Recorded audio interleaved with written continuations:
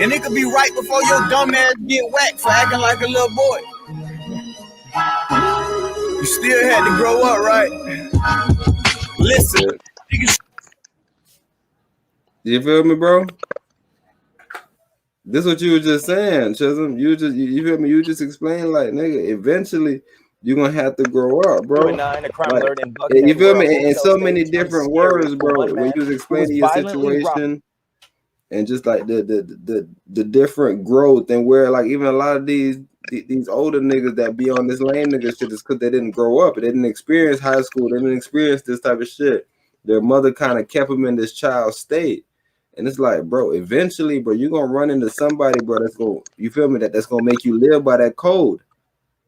You feel me? So we can't always try to navigate it. Like, maybe if you were gonna stay at home for the rest of your life, stay in the basement, that'll work out. You feel me? Your parents will protect you, but bro, when you gotta go out in these streets, bro, the worst thing you could do to anybody, bro, is protect them when they're a child. Because I'm telling you, those are the times that the least dangerous. Meaning, like, you put them in the fight and you put them into these different sports, and that's when everybody, you feel me, that's when society balances itself out. I heard Candace Owens say the other day, like, the reason why women always say man ain't shit and man technically ain't shit is because women is killing masculinity. So whenever a real nigga step up and be like, man, that nigga a beta male, bro, who the hell gonna, you feel me, talk to a chick like that that's getting off and talking to someone different nigga? But like, once some cool nigga, quote unquote cool person do it, now you like, nah, bro, he talking to a bro chick. What you mean, bro? Everybody talking to somebody chick, and then you know you start validating bullshit now. It's like, definitely was the principle back in the days of not talking to your homies, ladies. Bro, it was a whole code with everything, bro. It's not like, bro, listen. Like, bro, my old man, listen. Go in. On the business tip, bro. I done had some experiences like with females and stuff. You know what I'm saying? I done messed with a female, and then, like, you feel me, my OG ended up talking to the female. But then, like, you feel me, I never really even looked at it. Like, okay, well, shit, I need to go holler at bro about a bitch I used to fuck. You know what I'm saying? Nah. It definitely, it's a certain level because, like, bro, that's an old little chick you used to talk to. That's what I'm saying. Not even that. Like, and I was just like, bro, you feel me? I understand why he would talk to her. Shorty fat, you know what I'm saying? That bit y'all like that. But at the same time, in the principle wise, it seems weird. Cause that's your YG, like that's your YG hit that. You know what I'm saying? You think your YG was fucking with that. So you feel me? You already know something had to be going on in your mind. But like, I looked at it as like, I see why bro would do it because he was in a situation where he was a beta. You know what I'm saying? Betas don't change overnight, bro. They gotta go through the process. They gotta have that real pill rage. You know what I'm saying? And it's like, you feel me? I stopped being tangible to that, bro. When you let that shit go, bro, your life will come easier. You feel me? That's why sometimes I feel like I'm gonna stay single for a little bit longer. You know what I'm saying? But I done met some females that are possibles. You know what I'm saying? Bro, I'm saying, bro, as long as you move with the same energy you always move with, bro, it'll be simpler than, you feel me, than it is a lot of these other little lame ass niggas, bro, because that's what makes it so difficult, bro, because if you're not moving with the emotions and the vigor that you planning on moving with, then it ain't gonna work out. So like, if you come in and you trying to be on some nice guy shit and play this role and play that role, you feel me? You feel me? That ain't gonna help you. That ain't gonna help your cause in the long run, bro. Just be your true self from the very beginning. Don't put up a facade. Sometimes nice guys end up being the asshole and the fuck boys and the fuck niggas and all that shit. No, that's exactly what it is. It's a facade. I read a book called No One Miss a Nice Guy. Well, listen to it, and the whole shit is about people being too nice, getting ran over so much now they think people owe them stuff. That's how they blow up. That's how they go kill all these people. Like it was a whole study about a lot of these incel. Well, I don't want to say incel. A lot of these niggas that commit suicide. A lot of these weird people that go to schools and shoot people. Like, yeah, he was kind of running that whole no more missing night in business, all that stuff. Like when somebody pretend to be nice, they start looking at you just doing business that's fucking them over. And it's like, bro, if you were just honest with me, then I would already knew, you feel me, what the play was. But because you sitting there back quiet, nigga, you got some shit pent up. And it's like, if you really ask me, I'll let you know, like, bro, you ain't do nothing though. Like, I've been on this, like, you feel me? And you feel me? Maybe it's misunderstandings and all that shit, but that's why they say with the no more Mr. Nice Guy shit, where it's like, you gotta be cautious about pretending to be nice, because eventually you're gonna feel like somebody's running over you. Yeah, you're doing something. You feel me? You're doing something motherfucker ain't asked for. That's what I'm saying. Like, and it's like, you feel me? Like, bro, my Uncle Barry, bro, he was tough as nails. Tough as nails, bro. He's a hard down Christian brother. He don't even use cuss words, but he cuss you out first date to let you know that the world ain't sweet. You see what I'm saying? Like, bro, he don't cuss. He make up his own cuss words. It be funny, and you know when he really cussing you out too. But the thing is, like, he don't pretend to be somebody that he's not. You know what I'm saying? Mm-hmm. Like I said, them boys who very controversial, they really get love because, like, you know what I'm saying? I guess they're doing the BDE, big dick energy. It is what it is type shit. You feel me? Mm-hmm. That's how it is. And people more reciprocate to that because, you know what I'm saying? And I guess that's the thing, because the psychology obviously runs deep. And if you look at it, women are always doing the makeup, the weave, the nails, everything that's not them. So ultimately, it's going to start reflecting in their actual behavior. Men, the most they do is a haircut, but they're not, masquerading as someone else. They don't have Brazilian and Peruvian hair in their head and, look completely different every picture that you click on. So that's the main thing, is like, we're trying to bring two things together, that one is like okay with pretending to be something else, and the other one's like, no, I want to stay true to myself. So ultimately, it's like you have to look at the warning signs, and you have to start addressing these like you have to start asking the questions like why you wear weave or protective hairstyle, like dread's not protective, like you ain't got no more natural looks. Like, you really got to start forcing them to think about shit, because even when Kevin Samuels was talking to that girl and she said that she is polite, polite at work, but when she gets home, like, she's pretty much rude. And it's like, wait, what? How is that? How does that make sense? And it's like, I hope you go back and you watch this back and you see that you are out of it. Like, I hope you see it, because a lot of people, they just be talking. There's no replay that they do. There's no Monday morning quarterback that they do. There's none of that. They just sit there and say what they say. They go to their homegirls, let them know they was on Kevin Samuels or whatever the case is, and then they never run it back.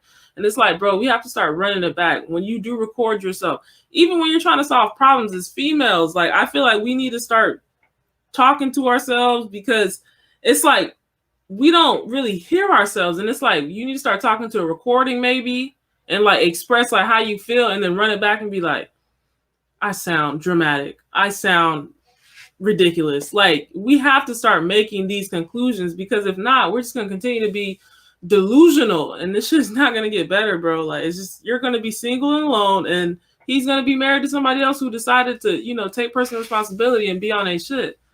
So yeah, that's just the consequences. Like, you end up 40, you only turn 40 once, and then it goes up from there, and you're not desired anymore. Like, that's a sad reality of this world.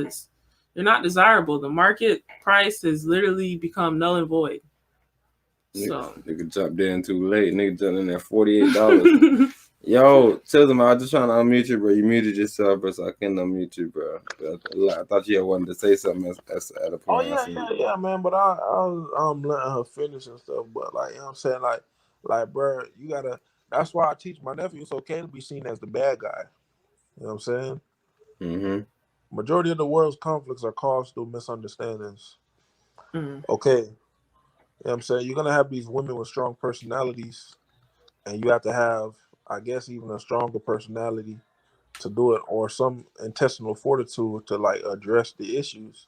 You know what I'm saying? Like, you gotta understand, the female nature is very delicate. You know what I'm saying? Very superficial. You know what I'm saying? Remember I said the other day, a pimp told me that you never have to really be the woman in order, like, to get your point across. You know what I'm saying?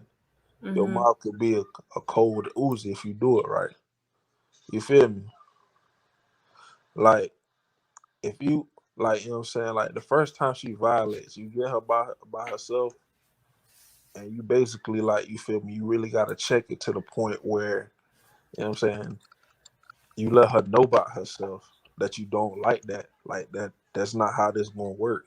And she going to continue to do whatever. You know what I'm saying? It ain't going to work. The thing is,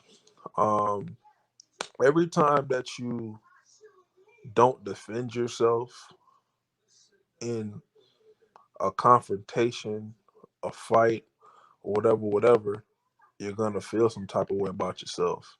It's gonna make you look like you're a sucker. Like, I look at if I feel like I do some sucker shit, I reflect on it. You know what I'm saying? And it's like, nah, bro, I ain't finna let myself go out like that. You feel me? Facts. So it's like, when you do that, you know what I'm saying, you just gotta, like, really check the situation, because, like, you already know, like, if you hold on to it, bro, it's gonna cause a problem later on down the line.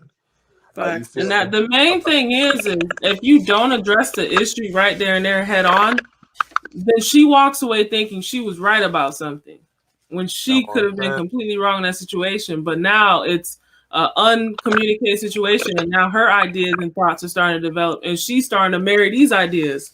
Like, yeah, like, that's not right. And it's like, no, that's not what even happened.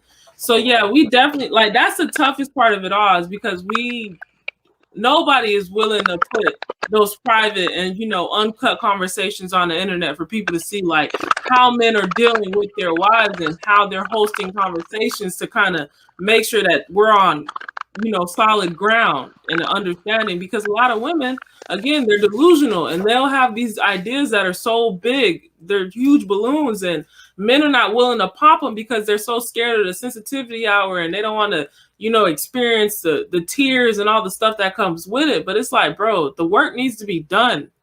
Like, this needs to happen. Like, you just got to swallow this pill and, let her know what is going on, and make sure you record. To be quite honest, record the conversation so y'all can run it back and be like, bro, listen to you. Look how crazy you sound. Like, I'm literally trying to talk to you. You just keep talking over me, or whatever the case is.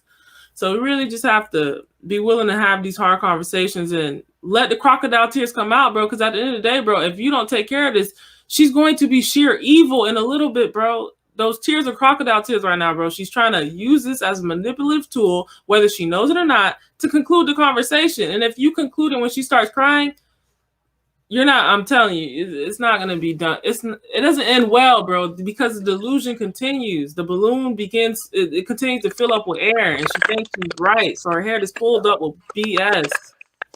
Man, listen at this, man. Studies show that 74% of men lose,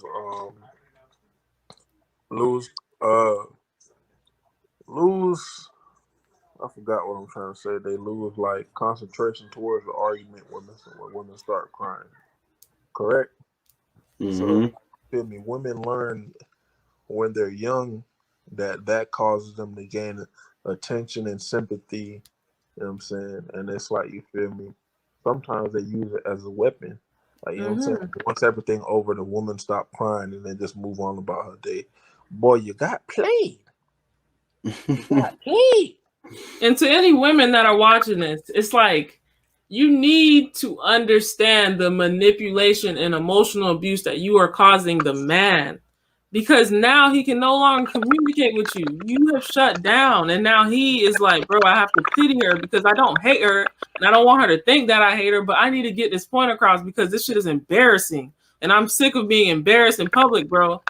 So that's the main thing that we have to realize as females, bro. Is like, bro, like, if you find a man that is trying to tell you anything, cleave on to him, because he is a thinking man. He knows something. Like, when they're not trying to tell you anything, that's when you need to worry, bro, because he ain't thinking about shit. He's not thinking about anything. And I'm telling you, you're going to be dissatisfied sooner than you know. Like, y'all going to be divorced within a year of being married. So like, don't even get tricked. No, maybe not though. So we don't even put no time on it. So they say we wrong. That, bro. You gotta. People always try to say we wrong, so we're not gonna put no time on it. All right. But y'all not gonna be fulfilled or what we can say. The success rate is not high. Yeah. That's all I can say. Man, I don't know, man. Like, I feel like each relationship has roles. You know what I'm saying? Mm-hmm. There's different roles in each relationship, and then it's like, you feel me, the things that you can't do, your partner should be able to do. You feel me? Like, it's some situations where the women have a more business savvy mindset than the guy, and then he's just like a great earner. You feel me? And those two come up with something, and they do well together. You feel me? What you mean about business savvy? She's more creative? She could be more creative. That's a natural woman thing, but like, what are you saying? Like, as far as business savvy? I don't think so. Like, it could be a situation where anything she touches gold. She plugged in with the right people. You feel me? Okay, more business savvy. She does more. Yeah, she has a secretary touch. Yeah, she does more research, you know what I'm saying? And like I said, like, you feel me? But because the man holds his masculine frame and has a plan. You feel me? Like, bro, I recognize. So hold on, quick question. I want you to keep on going there. How can a woman do more research than a man if a man is masculine? Well, the masculinity is from testosterone. That whole makeup with that whole drug through your body makes you more analytical. It makes you more calculated. Tenfold. Testosterone? Yeah. So I'm just so I definitely agree with you. Like, there's definitely relationships like that, and even in those relationships, I say that relationship's not right. Because wasn't Lauren London putting Nipsey on the books initially? She was putting them on books that she was on. Yeah. What you saying? Yeah, and then like he started getting more into books and wanting to read and stuff and so on and so forth. And even with Drika, it seems like she's the one that kind of brings stuff forth and it's like, hey Kevin, what do you think about this? True. So yeah. But what I'm saying is, everybody has their likes and dislikes. Like, you never know what some people are into until you really sit down and talk to them. So, you know what I'm saying? I say she probably could like something and then be like, hey, babe, what do you think about this? You know what I'm saying? Like, you know your ways. You know what I'm saying? If you're, like, we on some shit, like, you feel me? If the system ain't broke, don't fix it. I'm going to keep on jugging until I can't jug no more with these 3 skills. But, like, she put you on to something different and you see the value in it. And, like, say, because it's something that she was possibly passionate about and that she wanted to know more about, she researched it. You see what I'm saying? Does that make sense? Yeah. It makes sense, but in our situation per se, Terrence says, like, the research numbers is not even comparable. But like, not even in our situation per se. This is what has happened on this planet Earth. True. A woman tell a man what she want, and the man go gets it, nigga. So like, within the same situation, you got a business like I tell you, I've been in these rooms and I've hear like a lot of women, they want to get into the makeup or the, you feel me, the cosmetic, any of these stuff. I'm hearing these men in here doing these things, these sauna, these themes and all these yoni's themes and stuff. A lot of men are the ones building these things because you got to go to Home Depot, you got to get the wood, you got to build these things, you got to stand it down. So even when your woman brings you the vision, you still have to have research that analytical point that you like, all right, babe, let me see this. Because I don't want your emotions to get in the way, because as a man, your emotions should never get in the way. And if it does, then bro, you're judged for that. A woman, you can't judge her for that, being like, babe, what you got? Nah, nigga, that's some whole ass shit, nigga. You the man of the household. That's what I'm saying. So that's why I'm really standing on that point. But yeah, I definitely agree with you as far as she on her shit. Because, like, you feel me? It's been time, like, okay, like last summer, you know what I'm saying? Like, I was ripping and running, doing what I was doing. I had the girl I was dating, like, me and this girl was finna, like, you know what I'm saying, live together type stuff, right? I had her selling stuff, and I had like 2 other girls selling stuff. You feel me? What you in a polygamous relationship? No, man, bud money. But You know what I'm saying? Like, bro, I really read. It was a timing point. I read a lot of pimp books. I studied their philosophy. I studied their, like, bro, you got to be a cold motherfucker to tell a bitch go out to the corners to about 2:00, sell some pussy, and come back and give me the money. And if it's Bro, late, that's how you know that money is pointless, bro. That's why when I hear these niggas with this money theory, I'm like, bro, y'all could trick lame niggas as much as y'all want. Like I said, money cool, whatever. But I'm telling you, women work to give pimps their money. They obviously don't care about money as much as we thought they did. Listen, and they view sleeping with the pimp as a reward. Facts. But you feel me? But he does that psychologically to teach them that there's consequences and rewards. You know what I'm saying? Like he might be a pimp might distance his bottom bitch from his new bitch just to give him competition, let her know, like, hey, this bitch is earning more than you. She's doing more than what you're doing. You need to pick it up. You know what I'm saying? So it's like, you feel me? You could take that on the business tip. But I took the same concept from that pimping situation to know, like, okay, well, these women that I deal with or that I know, like, you know, I was dealing with two of them like that, you feel me? But the third one was just a homegirl. But I knew all three of those women were from the area. They look good. People follow them on Instagram. So if they say something or say they doing something, a lot of people gonna tap in because they trying to get with them. You feel me? So I'm using that to my advantage to sell, like, cause I was selling the pink tights and stuff last year, like from like the pink store. I was selling, you know what I'm saying, the Adidas, the women's Adidas tracksuits and stuff. Yeezys. Like, how are you doing this? You wholesaling it or something like that, bro? Okay, gotcha. Yeezys, AirPods. You know what I'm saying? Clothes, shoes, like, you feel me? And like I'm about to tap back in because, like, you know what I'm saying, them Tory Burch slides about to drop. They slide. Women love them. But you feel me? I use that to my advantage because none of them was thinking about this stuff. Once I start figuring out how to get it for the low and how much time I'd have to wait, I start doing the numbers. Because they wasn't thinking about it. You feel me? They still come back to me to think about, like, well, how do I get this stuff? And I be wanting to show them, but then I be like, if I show you and you don't do nothing with it, I waste my time. Yeah, no, you can't do that. Bro, do you know most of that OnlyFans money that these beta males spending going to another man because he's the one shooting these films, he's the one editing, he's the one getting the cameras and all this setup situation? Bro, I'm gonna tell you this story, bro. This dude bought a flash drive with porn on it from the female, and like she basically sold him her OnlyFans, and then like he made like 100,000 off of it. Bought him like a 2020 Honda Accord, and just pocketed the rest and invested it. And she felt so played because she basically lost all rights to the material, and she couldn't do no more. You feel me? So it's like, you feel me?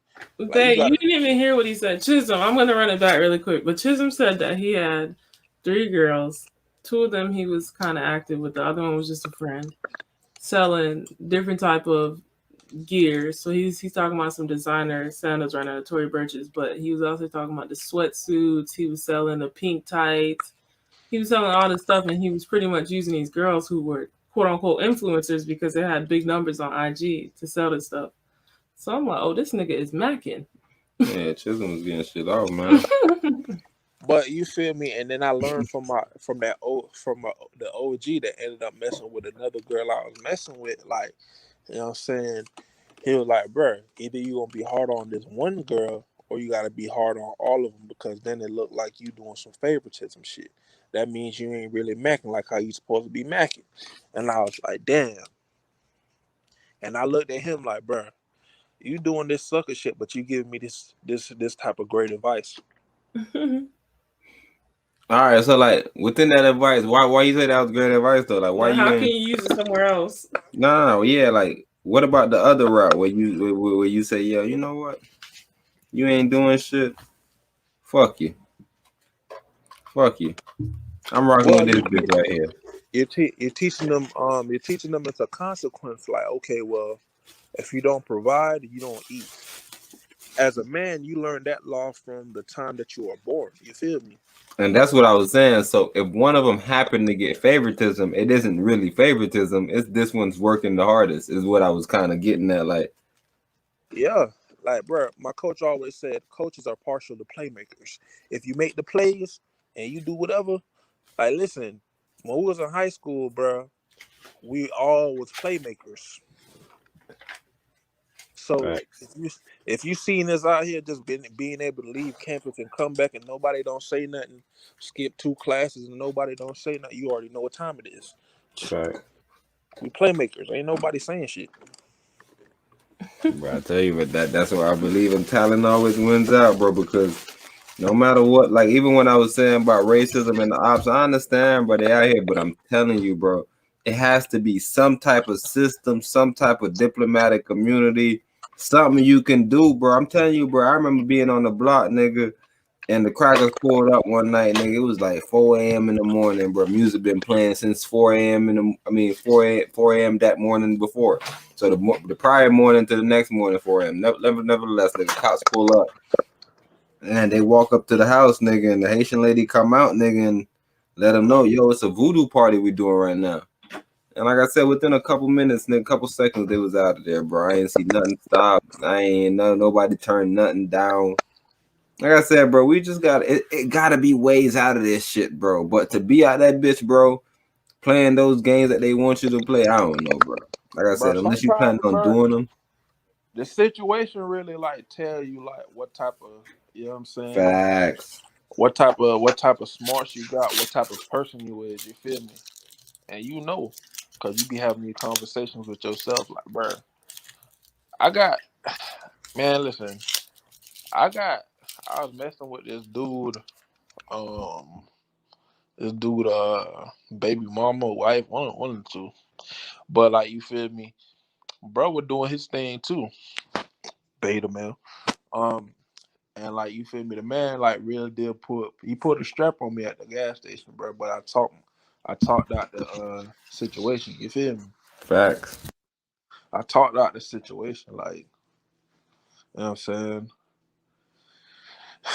Live to see it another day, but like, you know what I'm saying, you can always de-escalate the situation. Cause all these pussy niggas seem to pack a pistol. You feel me, bro? So I'm telling you, bro, what you said, man, go in, bro. Bro, ain't no reason to go in. I can't even go in on the shit because like I said, like, you feel me? If you really think about the situation, or you just play your cool, bro, like play it cool, bro, you be all right, bro. Like, bro, I remember, like, and I learned that shit from wrestling. I learned that shit from wrestling because, like, you feel me? Like, I lost a match because I panicked, but I had control. You see what I'm saying? And I remember you and TK weren't losing shit. That's what I'm saying. Like, bro, I'm still, like, my bracket's still in ISS, posted in the closet. You know what I'm saying? Like, you feel me? I want to go get it, but I ain't really tripping. Like, you feel me? Wait, they got it in the closet? Yeah, bro, I had put it there. Like, it was there. Like, Panky was watching that shit. You know what I'm saying? He probably, you feel me? Like, you see the whole bracket, nigga, undefeated type shit. District champion, legendary, all-American. Yeah, you and TK was going crazy, bro. Wait, is TK super dark? Back then, yeah. But, man, you know, he surprised me, too. Like, you know, he went to wrestle in a college named Darton College in Georgia, and like he ended up staying there, bro. That man. What is it called? Darton College. It's in Albany, Georgia. And then, like, you feel me? He ended up staying up there, getting married. You know what I'm saying? Ended up working for some type of government agency up there that make guns. You know what I'm saying? And now he out here selling CMOS, working out with his wife, and dropping knowledge. Man, shout out T fucking K. Bro, and you know that's my partner, bro. I always used to worry about him because he just used to be goofy sometimes. You feel me? But he's a likable dude because he got the gift of gab. You know what I'm saying? The good dude, bro. That's one thing I can say about TK, bro. I'm telling you, bro, just even knowing that a nigga was a nigga like that on the wrestling mat, it's like, man, niggas really be playing with niggas because just the way they give it up. Bro, You know, he was more so humble. Yeah. So you feel me? Like, yeah, he really was. You know what I'm saying? Me and him done can't, man. Yeah. Yeah, that's my dog for real, bro. Like, bro. That nigga ran some stories in his head. I was like, yeah, I remember that shit. Fuck, yeah. Wait, so what's your major? Agricultural business with a minor in economics. Okay, so you jumped right into what you were actually majoring in. Yeah, but you know what I'm saying, like, everybody thought I was studying agribusiness because it's a huge like boom in the West and Midwest for agribusiness and like basically all them niggas do out there sell weed. Yeah, I was about to say you be on cannabis shit. Nah, they sell weed on a corporate level. Like, you feel me? Like, they're the niggas why the shit's in Florida at the dispensaries in Florida type shit. Like, they grow it. Like, cause you feel me, harvesting weed on a large scale is still just like a regular business. You already know you're gonna have to water it. You're gonna have to have somebody regulating security, the shits. You gotta have your pickers, your growers, and somebody got to supervise that shit, bro. Then you gotta have somebody manage the transportation. Whole logistics behind this shit. I'm telling you, that's why a lot of niggas rather be workers, bro. That's why we can't be complaining and trying to take monies from nigga, bro. That nigga too rich. That nigga wasn't to work, man. Man, honestly, man, I remember sometimes even like struggling like to set my price too, bro. Cause it's like, okay, like, can these people do this? You know what I'm saying? You know what I'm saying? Like, you feel me? But you're saying set your price what? As far as counting on your employees to execute? nah, like as a own business entity having problems, like even if you work for somebody, I feel like you're your own business entity. Like you decide what you're gonna deal with. You know what I'm saying? Like, when you go in as a supervisor and you got those people looking at you like, what you gonna do today?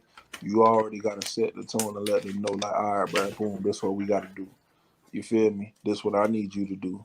And then this one I need you to check with me. And this is what you gotta tell me if this and this happen. Okay? Communication. So, and I double back to say when I was having my own, when I was doing my little ripping and running, I was just like, man, like, how do I communicate? Like, I didn't know how to communicate my price. You see what I'm saying? So hold on. Quick question. All right, what year did you graduate college? December 2016. Okay, so 2016, and then how soon were you actually like working at a plant or whatever like, your first job was, I guess? So like, this is what happened. I did my internship with Pilgrim's Pride summer 2016, and then like, you feel me, that was about like 3 months, and then like, you feel me, I was getting ready to work for them, in like 2017 or whatever, but it didn't work out like that. You know what I'm saying? And I was selling cars for a little bit. That was okay because it got me used to like talking to people and having to sell yourself, because yeah, you sell the car, but you also sell yourself.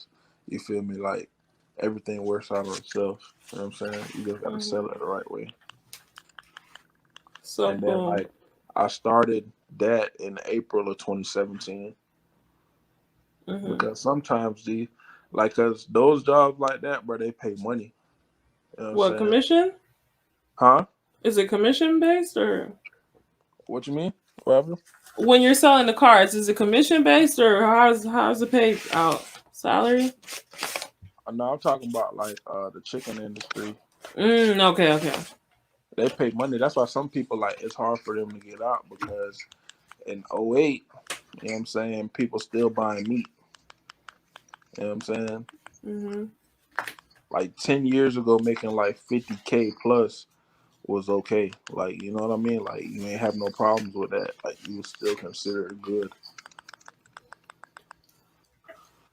Like, going into the chicken industry just to learn how to train, like, to train for 2 years, you're starting off at, like, you could start off close to 60K.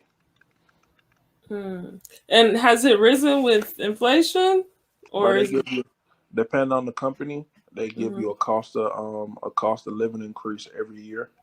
And everything there is performance based. So then, like, you automatically getting that cost of living increase. wait, performance based what, off like how many chickens you get done or what's going on? I say productivity in your sector. Like, yeah, you right. Like, if you work in debone and look at how many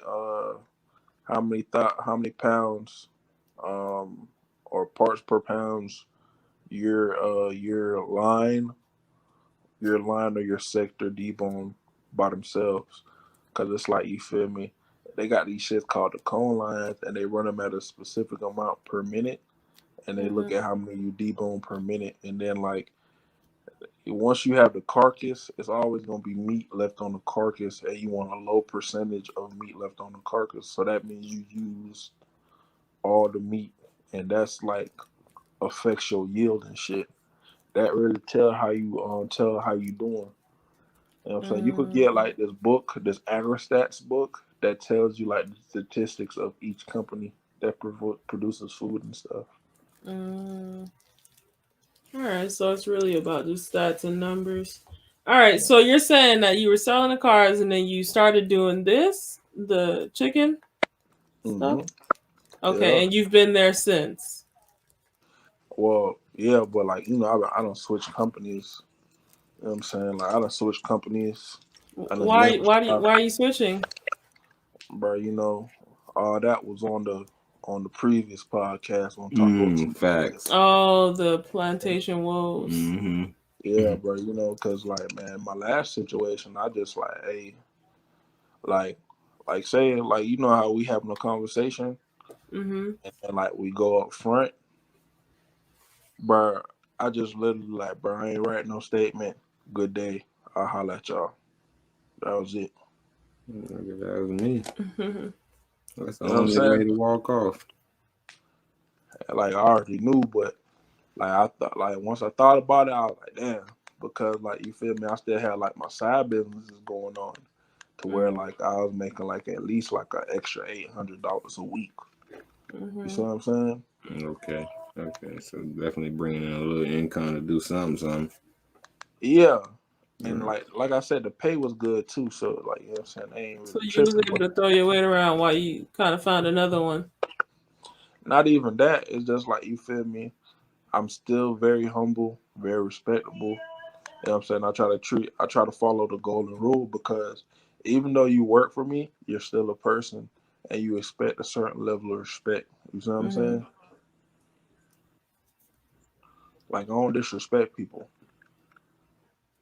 And like, as far as with this right here, do you plan on like getting your own plots of land? Like, you feel me, to start farming? Do you plan on doing this as far as generational? Like, what's your whole play with this move? I don't know, bro. Like, I really like this transportation thing. I'm thinking about making that a wave, because it's so many different things I've been involved in that I could see myself doing. Like, I feel like I want to be an entrepreneur at its purest form, but I know I'm going to do some more time in this type of industry just to get me started, because I kind of just started to figure it out. You know what I mean? Start putting my own little algorithm together. You feel me? That's all. It's always I'm telling you, bro. That's always that sweet spot, boy. When you finally what they call, what white people call that? They call it the flow state. I call it your niche or niche. Hey, You definitely gotta find your niche. you feel me? You finally getting that little pocket though that work for you, nigga, and works well. Yeah, like, you know what I'm saying, like, it's you just gotta figure it out, man. Yeah, you just gotta continuously put yourself in a position for divine intervention. So whatever you're doing, just keep going. You can't fail until you quit. Hey, you can't fail until you quit. Man, what this is I hear that what you had on the yeah, this is a girl that scammed the breath. So man, what's up? You know, this is my second podcast. Like, bro, you know, I go back and watch these to be like, you know, to make sure I'm saying the right things. Hey, you got to. Oh yeah, like, you know, sometimes I still feel like I use a lot of alliteration, a lot of sound effects. You know what I'm saying? But hey, we looking for a new co-host because your boy Scoop, as you can see, is gone with the alliteration. We can't find him. But yeah, I definitely enjoy the conversations that you have and the knowledge that you have gained. So I would love for you to continue to come on here and kind of, you know, share your game with us as you were doing. No problem. You know, I could do that. I'll be trying to show some game. You know what I'm saying? Like, you know. Like I said, bro, it's all about brand building, bro. I'm telling you, bro, once we get to this shit where we get, you feel me, the platform, it's the same way these white people go through CBS and Fox News and all these shits. Whenever, you feel me, whenever they want to get something out, you feel me, that they got a platform that they want to go to. Even now with black people, how you feel me, they always still going to Vlad. It's like, it's only certain interviews you can go to, you feel me, to get that real shit. Like I say, even that's why I was fucking with Drink Champs. Go in. Once Godfrey stopped messing with that boy Vlad, bro, he kind of declined.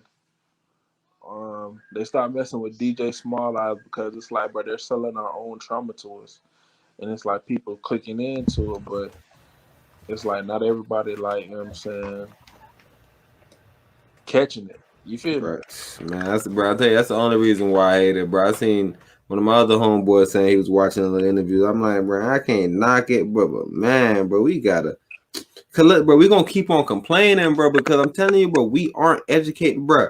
Think about how much people done came about this Dogecoin bullshit. Like I said, I wouldn't do it. I'd rather you get some Bitcoin and actually build generational wealth. But bro, we be always missing everything. Crackers came up off the GME. It's all the people coming up off some shit, bro. We don't, bro. We be watching too much bullshit, bro. Bro, and I was looking at it today, and I really think it's because, all right, so you have to be 18 and older to be on these things. On Cash App, Robinhood, so on and so forth. And a lot of kids have it, or whatever the case is, but a lot of them don't have bank accounts, which means they don't have any of this stuff. So it was like, oh, that's how they keep us out. We don't have any knowledge of the financial system in regards to even having a bank account. You know what I'm saying? Like, honestly, bro, I didn't have a bank account until like I was college. Like, really, getting ready to go off to college. You know what I'm saying? And it's like, okay, well, you feel me? My niece and nephew, they have like, you know, they have like, you know what I'm saying, bank accounts and stuff. You feel me? Me, bro, I had me a manila envelope. You know what I'm saying, with money in there. You know what I'm saying? I had my little stash, man. I had my little VCR in my room, and I keep my money in the VCR. Man, so he had this manila folder. Yeah. Ain't nobody messing with no VCR. You know what I'm saying? Man, but VCR like, my favorite shit. Like, you gotta understand, like, they already know, like, bro, the information that we have now that is valid today is not gonna be valid 10 years from now. But we can always teach the younger generation, like, hey, this is what boom boom is and what boom boom boom is, because you feel me, if you show them a certain give them a certain set of skills early on, you know what I'm saying, they'll gravitate towards it. Yeah. Like, I didn't, like, bro, when I went to college, I thought I was gonna be an accountant. And I had to take accounting, but I was just like, bro, that ain't me, bro. So many numbers. Not even that. It's just like boring. I need excitement. I used to love the days going into work where there's a bunch of major problems, because it's a challenge to see, like, how can you fix it? Can you really affect it? Is your presence that important? Or are you gonna let this beat you? will this beat you?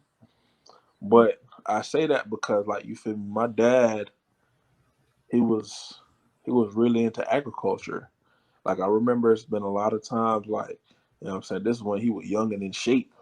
Like, bro, he would walk uphill about 2-3 miles with me on his shoulders and go to the fields and plant, like, you know what I'm saying? Plant, like, potatoes, you know what I'm saying? Yams, you know what I'm saying? Bananas, corn, all that stuff.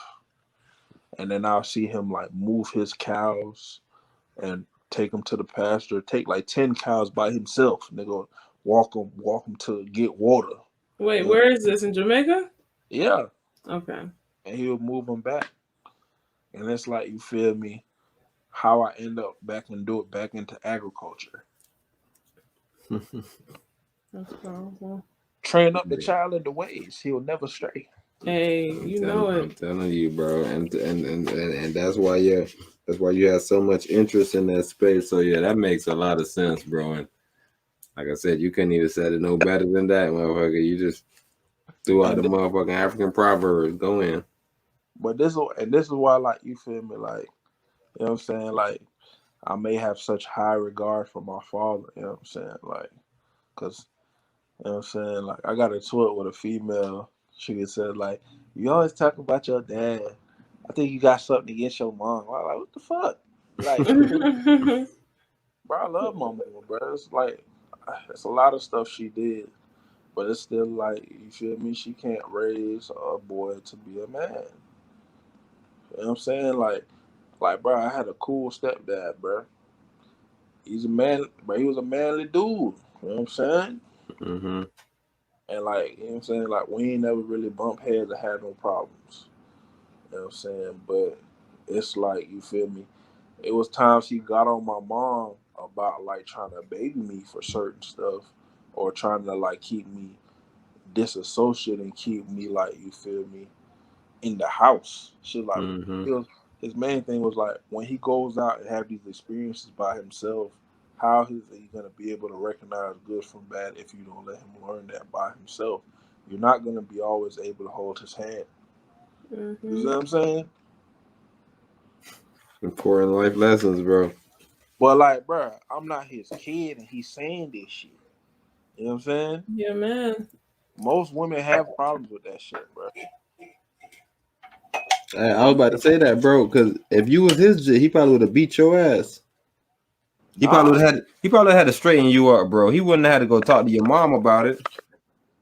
Nah, like, he was talking to my mom about it because it's times like he was just like, why won't you let him go do this and that? You feel me? Okay, so he damn it looking out for you in a sense. You used to, like, when you super Jamaican, you know what I'm saying, and you used to your parents just setting laws, rules, and regulations.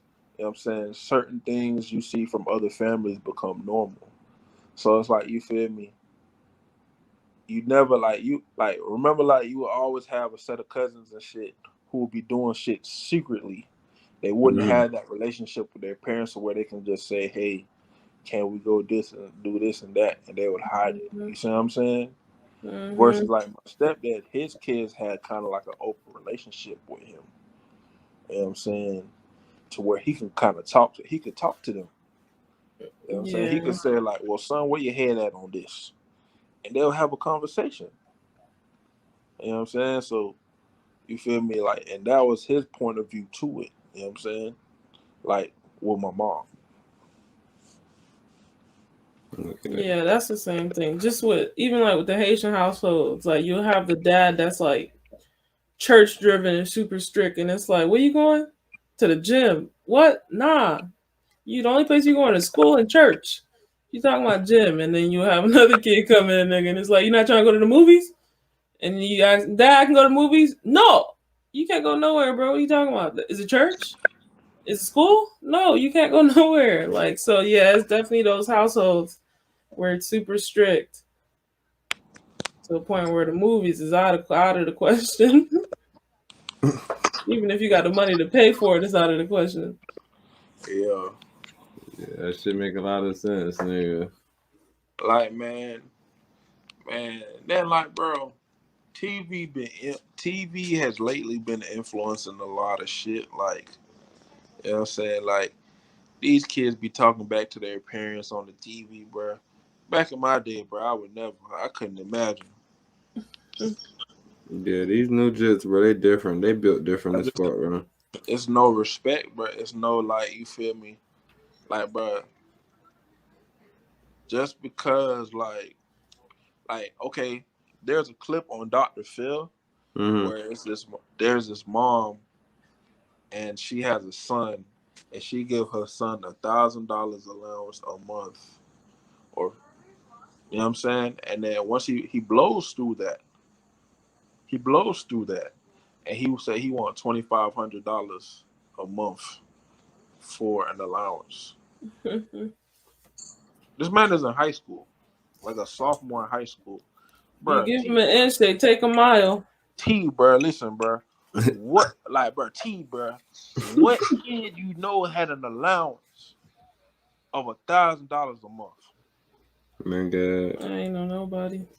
Bro, and if they was making that, bro, we already knew what they were doing. Facts. Facts. That'd be the only answer in our community, nigga. We immediately on some, oh man, this nigga right here. Yeah, nigga, more yeah, you gotta kind of watch this brother. Hey, we can't hang out with him randomly. I don't want to see you at this nigga house at night. I'm about to run this real quick, bro. What is it? The police. New at 9, a crime alert in Buckhead where a hotel stay turned scary for one man who was violently robbed in his hotel room. CBS 46's Yasmina Alston is live at the Sylvan Hotel, and Yasmina, the thieves are still on the loose. Trayson, that's right. Atlanta police are now looking for this woman who they say was involved in that robbery. According to an incident report, she was staying with the man at this hotel.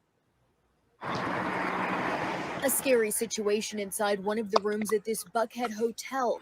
An armed robbery that now has Atlanta police looking for this woman who they say was involved.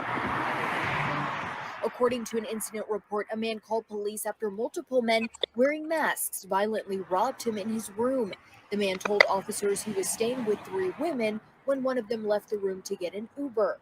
The report goes on to say that shortly after that, the armed men came into the room, started hitting the man, and demanded his belongings. The men got away with $12,000 in cash plus jewelry out of his safe. Now the search is on to identify this woman who police call a suspect. They're asking anyone who recognizes her or has information to call Crime Stoppers. And we did reach out to Sylvan Hotel, a spokesperson telling us this was an isolated incident and that no guests or employees are in danger. That spokesperson also said that they are working with Atlanta police in their investigation. Again, if you have any information on the woman or the incident, you are asked to call Crime Stoppers. Live in Buckhead, Yasmina Alston, CBS 46 News. Thanks so much, Yasmina. So you were just talking about beta male, G. Bro, listen, bro. Playing around. Yeah. Like, bro. When I went to Vegas, bro, I went to Vegas with like 5 of my partners, bro. You know what I'm saying? We try to stay close to the group because, you feel me, like, we already knew what type of time it was because everybody was from that, like, that you know what I'm saying? We have awareness. So, when you go to Vegas, bro, especially during the good time, like, you feel me, you have girls come up to you and take a picture. And, you know what I'm saying, they'll hit you with the, oh, you trying to party? Whatever. So you got to think, like, weed is legal. A lot of other shit's legal, too. Bro, listen, bro, everybody like to drink and turn up and party, bro. That's a part of the setup, you feel me? You get in the elated state, you know what I'm saying? You got 6 big ass niggas in your room trying to talk about running pockets. Man, you all fucked up, man. That is, bro. I'm telling you, bro. And it's like I said, bro. This is I feel like these are the only people that they could really send to get a couple bros out. Like I said, hopefully real niggas don't keep on falling for this shit. I seen my boy Mo 3 in a situation that got him in a bad situation. RP to that, brother. But like I said, it always happened, bro. My boy Starlito say, walk in, leave the door unlocked, and look so surprised. Just scream and act like you don't know them guys. That's what I'm saying. Like, bro, when I first moved up here, bro. I was like, Kinston, North Carolina is a fairly small area, and it's like a lot of violence happens. You know what I'm saying? Like, bro, I got dark tint. You know what I'm saying? The legal limit up here is 35%. A nigga really walked up and looked in my window. And I was like, bro, this nigga is crazy. Because if I had to fire on him and I blasted, it would be a different story. But niggas be doing shit. But here, bro, it's not a lot of opportunity. So you already come in with money. Niggas watching you. They watching how you move. You feel me? So you already know. Like, bro, a female had pulled up on me. Well, I got the female number, and she said she wanted to hang out or whatever, right? That being said, you feel me? She lived in, like, the hood, like this area called Sherman Bright. And then, like, I pulled up on her, and I called her. She asked me where I was and made sure I turned in or whatever. Or, like, where I was close, and she would give me directions. And then when I got to that area, I couldn't reach her. You see what I'm saying?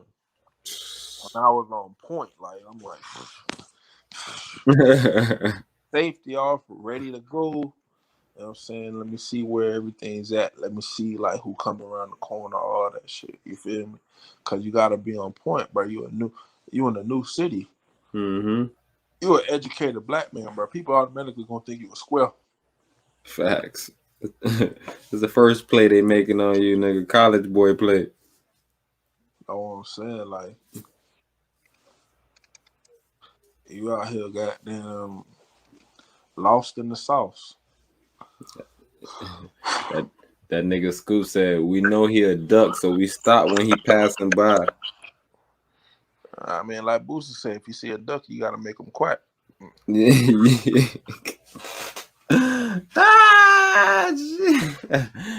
shit, though, nigga. If nigga could have said it any better than that, that's really how we got to view the situation, bro. Because, like I said, even when Boosie was explaining, like, yo, nigga don't want no used car. A nigga take a used car, but it ain't gonna treat it the same.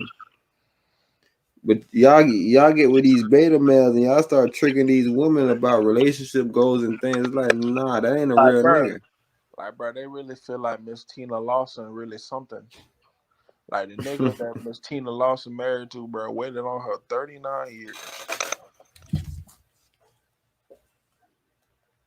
39 years? Man. Where that nigga trying to get? I don't know. That wet one, I guess. Man. Yeah, I'm telling you, bro, it's always... Man, listen, there's these guys that, like, you feel me? I started thinking about this stuff. They have these YouTube channels. Like, there's this guy named AMS, Alpha Male Strategies, that teach you about, like, dating and stuff and how you should date. Yeah, I checked them out a couple of times. Yeah, and they ain't trying to lead you wrong, bro. And then Dr. BOA, he has no tolerance. He on his Dr. Say, no, not Dr. Say, but he on his what is Dick Gregory. No tolerance. He ain't playing. You know what I'm saying? Dr. BOA, I definitely gotta check. I'm about to check that shit out right now. Are you talking? Yeah. Like, for real. Like, he was talking about, like, you know what I'm saying? He's like talking about, like, how some women should be. Like, there's a bodybuilder named Jay Cutler. Jay Cutler, one of the most famous bodybuilders there are. He's very successful. And he says that, like, you feel me? He, like, it's a difference. Like, his wife helped him improve. If she's not trying to help you improve like that, bro, it's really no point. You see what I'm saying? You got to deal with somebody who's gonna help you, bro. Like, for real. Yeah, I know this brother too. Yeah, this brother right here, He yeah, I definitely say he more in the Dick Gregory shit. Oh, so you be on them aggressive bros with the bitches. I mean, like, you feel me? Like, it's not even so necessarily aggressive. Like, Bro said them go in, my bad. Them the type of bros that kind of raised me. You know what I mean? Like, my Uncle Barry was aggressive. My pops was aggressive. You know what I'm saying? He was aggressive, like, but he played it cool on certain things. But Uncle Barry was certainly aggressive. You see what I'm saying? Because it's like, you feel me? Those are men. You know what I'm saying? Like, bruh, he's saying things that this new generation don't deal with. Or not even that they deal with. They like, you know what I'm saying? They don't comprehend. You feel me? Like, man, one time he was talking about one of his homeboys. His homeboy is like a known killer. His homeboy like known to do some shit. You feel me? But his girl talked to him any kind of way. That made him look at bro different. Telling you, bro, that's how you get caught out there, bro. Because as long as I could, motherfucking catch your lady slipping, nigga. Because I know she ain't moving like you. Then, nigga, you a victim from here on out.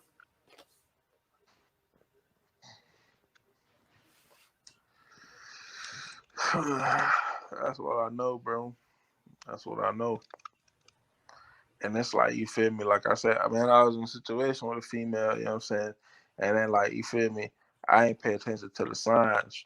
But then, like, you feel me? As these brothers put me on, you know what I'm saying? Taught me the algorithms, you know what I'm saying? Certain things was made self-evident. Certain things that I was thinking and felt strongly about made more sense. And then they proved it because they're older.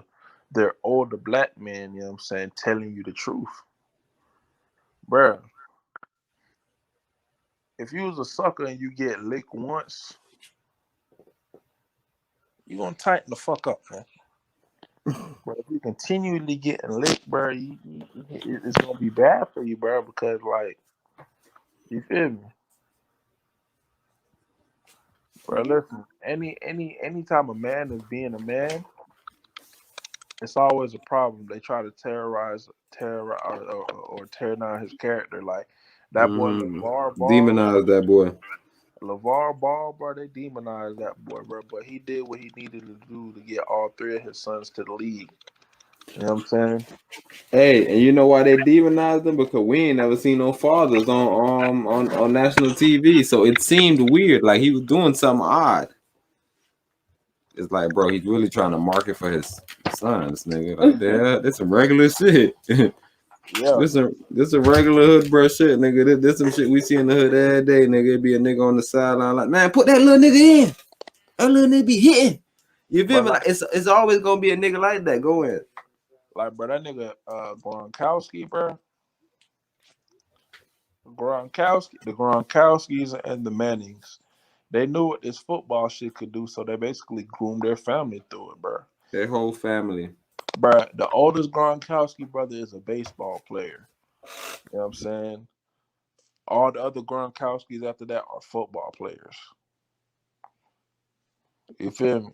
And they all have deals. Like, he knew what it was gonna take. He's like, bro, the fuck is y'all doing? Them niggas is not eating no bullshit. You know what I'm saying? Them niggas is just drinking milk. They got the squat rack in the back of the house. Go get you an extra workout in. You looking sloppy today. The fuck wrong with you type shit. You feel me? Facts. I'm telling you, bro. We got a few of those brothers in the NBA. We got the Holiday brothers. I'm pretty sure all three of them boys in the league. We got Giannis and his three brothers, Antetokounmpo's, them three motherfuckers in the league. We got a set of we got a couple more black brothers. We got Marquise Morris and his brother Marcus Morris. Yeah. But the point is, like, you feel me? The point is, like, you know what I'm saying? The father. Tiki Barber and Rondé Barber, nigga, one of my favorite two niggas. Okay. Go in. Tiki Barber and Rondé Barber's dad was roommates with the coach for the motherfucking Chiefs. Right now, Andy Reid. Yeah, right now. Andy Reid then. They were college roommates. Mm. And they went to the pros together. So the bar, you see, it's a throwback picture of them boys like together with him. You feel me? It's more. You can say it's more tolerant. Like you see more dads in football than you see it in basketball, or that's what the picture shows. You feel me? Yeah, for sure. A lot more. Definitely. I would agree with that. You know what I'm saying? So like, okay, D Wade. You know what I'm saying? Because you know what I'm saying, like the whole thing with D Wade and Boosie and like it's like the whole thing with Boosie and D Wade. You know what I'm saying? People say that Boosie isn't a good father because he multiple baby mamas. Not even that he got multiple baby mamas, because it was he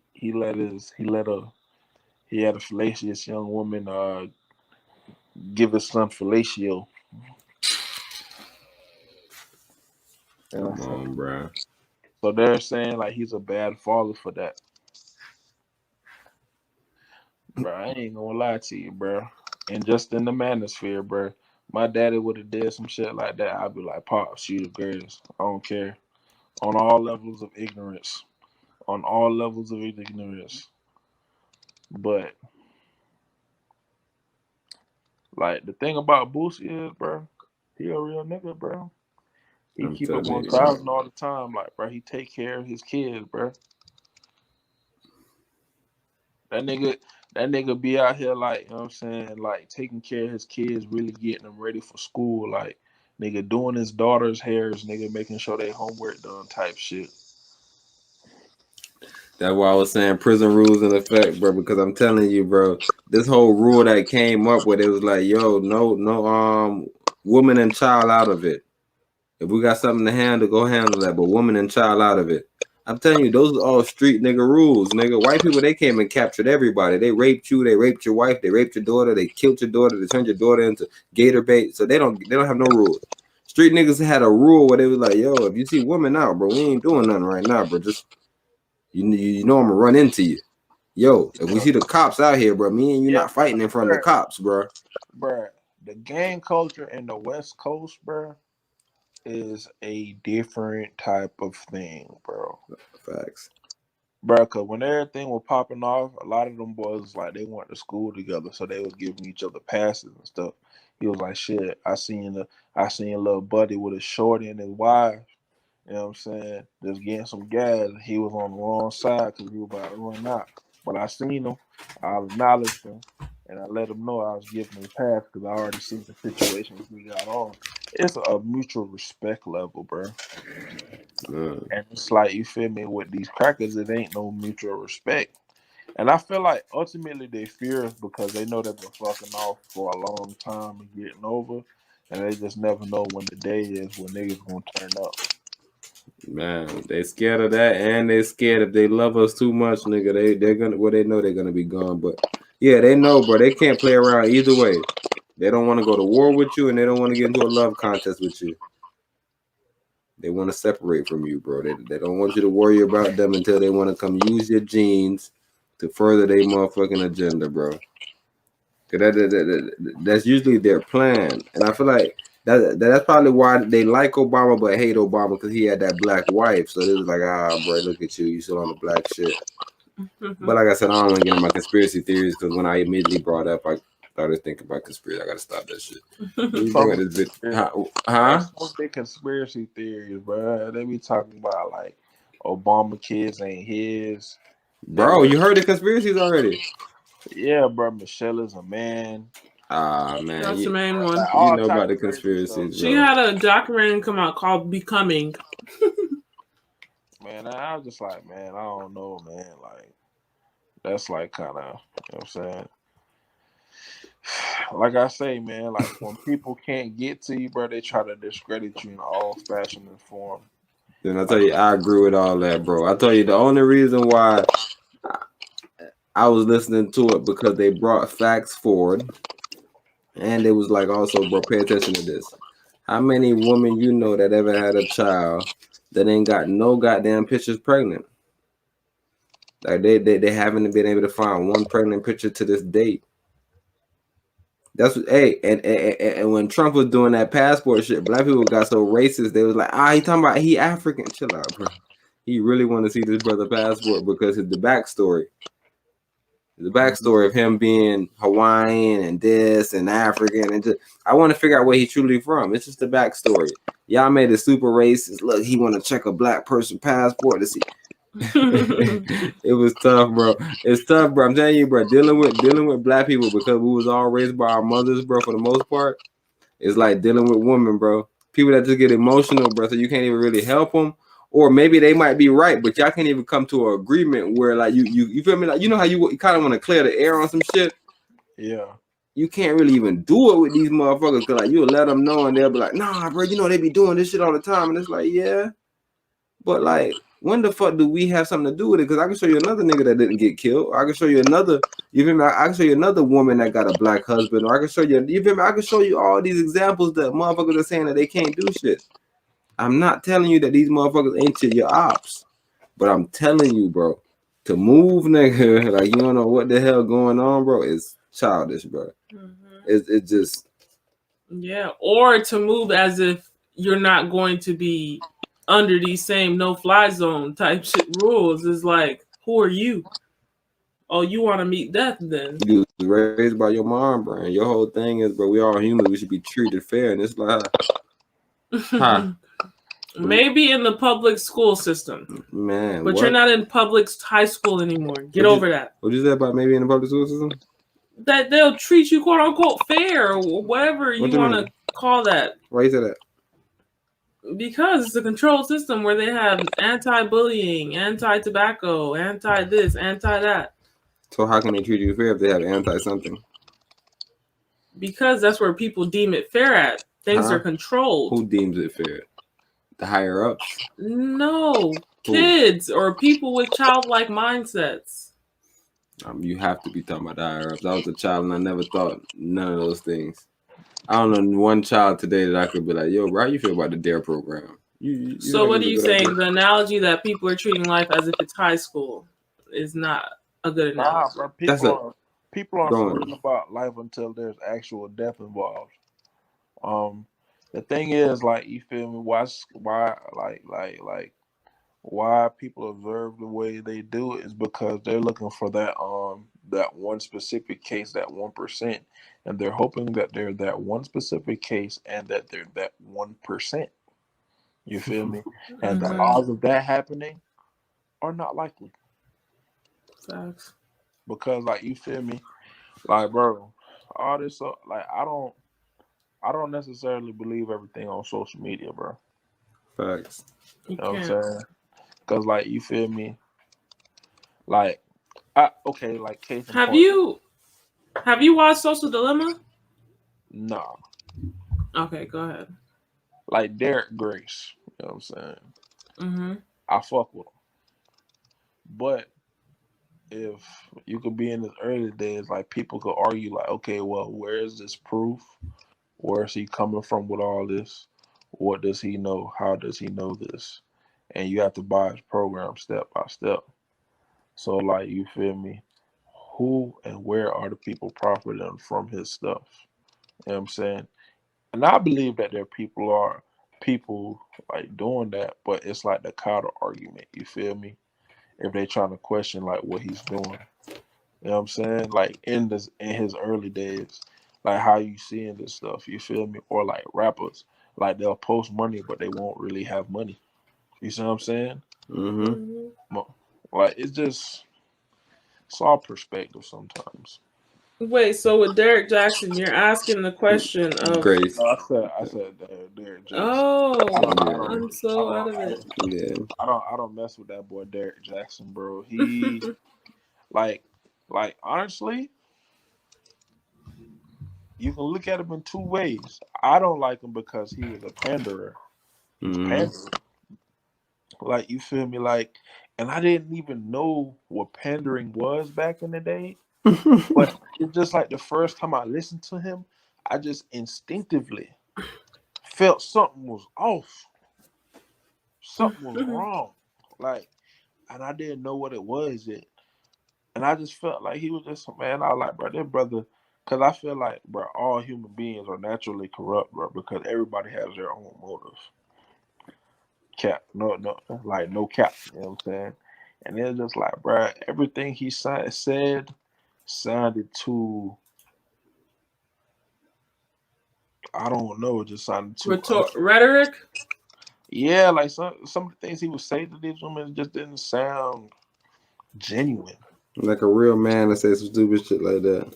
That's what I'm saying. Like he's reading off of a script. Yeah, like no, bro. Bro, but you know how they do that though. Stuff. Like he ain't believe the stuff he was saying. They can't compete, bro. So they compete another way. They start telling women that those other dudes that they like is bad dudes, and they need to get with a real dude, somebody that treats you right. I'm telling you, bro, that's the whole game they playing, bro. And I feel like those are the lamest people in society, bro. Okay, let me get to this Dr. BOA guy. You know what I'm saying? He puts it to you on the biblical level.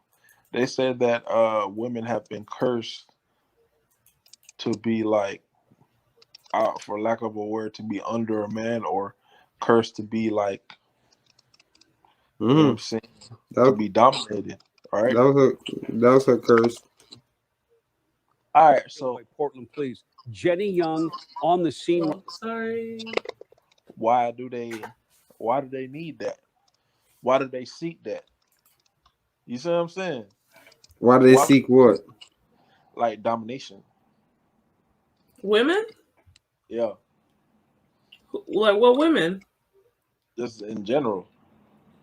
I don't think it's domination. I think it's more of a alpha demeanor. Is that what you're talking about? Alpha is what? Dominant. Good point. Okay. And you're saying, why do women desire dominant men?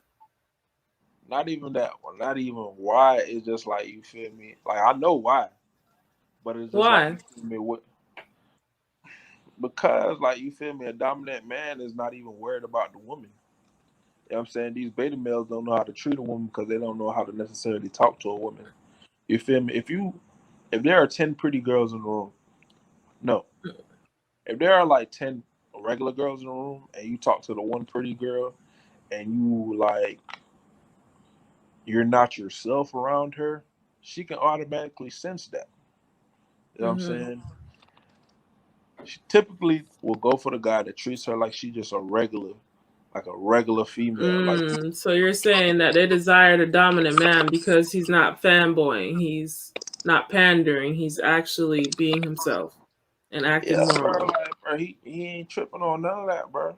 He ain't falling for none of your emotional tactics. He ain't falling for none of that. He's doing what he wants. Either you get with his program or you don't. That's facts. Right. But I'm saying, like, who like, would a guy like a woman doing that? What you mean? Like pandering? just fanning out like that? Yeah. Like, nobody likes that, to be quite honest. Nah, bro. For real. Like, wait, bro, so you guys like that as men? Yeah. Like, a woman pandering to you? Or women like pandering. Like, what do you mean by that? Women like guys that pander to them. Yeah, but what some women will do, they'll try to like boost your ego. You know what I'm saying? Like, it's kind of like, sometimes it was kind of weird for me. Like, keep on going in, but a dude could purposely lie to a woman and she would rather that than somebody to tell her the truth. They like panderers. So you saying they like simps? What? Hell yeah, nigga. Until when? They never like them, but nigga, they want them because they can't get somebody else because they know they got to change their ways. Oh, so you're saying they tolerate simps, but they don't desire them. That's not the person that they want. Not at all. Yeah, that nobody wants that, but that's what they want because that's what they set their stuff up for. They'll settle down with a beta male, but they'll still go out there and have their fun. Facts, and that's why they like beta males. They're gonna look at it like, "Come on, baby, yeah, I understand. It's that dude. He's bad. He baited you in." Monique cheated on her husband with her so-called best friend and married him, and then told him that, like, look, we can have an open relationship. And the open relationship is, I fuck other niggas, but you cool with it. What? She definitely said that shit recently, right? Yeah, well, it was a couple years back, but still. Nah, this was just Jesse Lee Peterson did an interview with her, and she spoke on that same topic. And with on the Jesse Lee Peterson situation, like I said, she was letting them know that she just had the big head, and when she hit him with that nonsense, her husband was like, or her best friend, or whatever you want to call him, but her husband now was like, well, shit, if you get to do that, then I get to be with other bitches too. And like I said, I guess she you feel me? She came back to her senses. Yep. So yeah, I don't think he played the game, but yeah, definitely they're gonna try your ass, bro, especially if they think they're making money.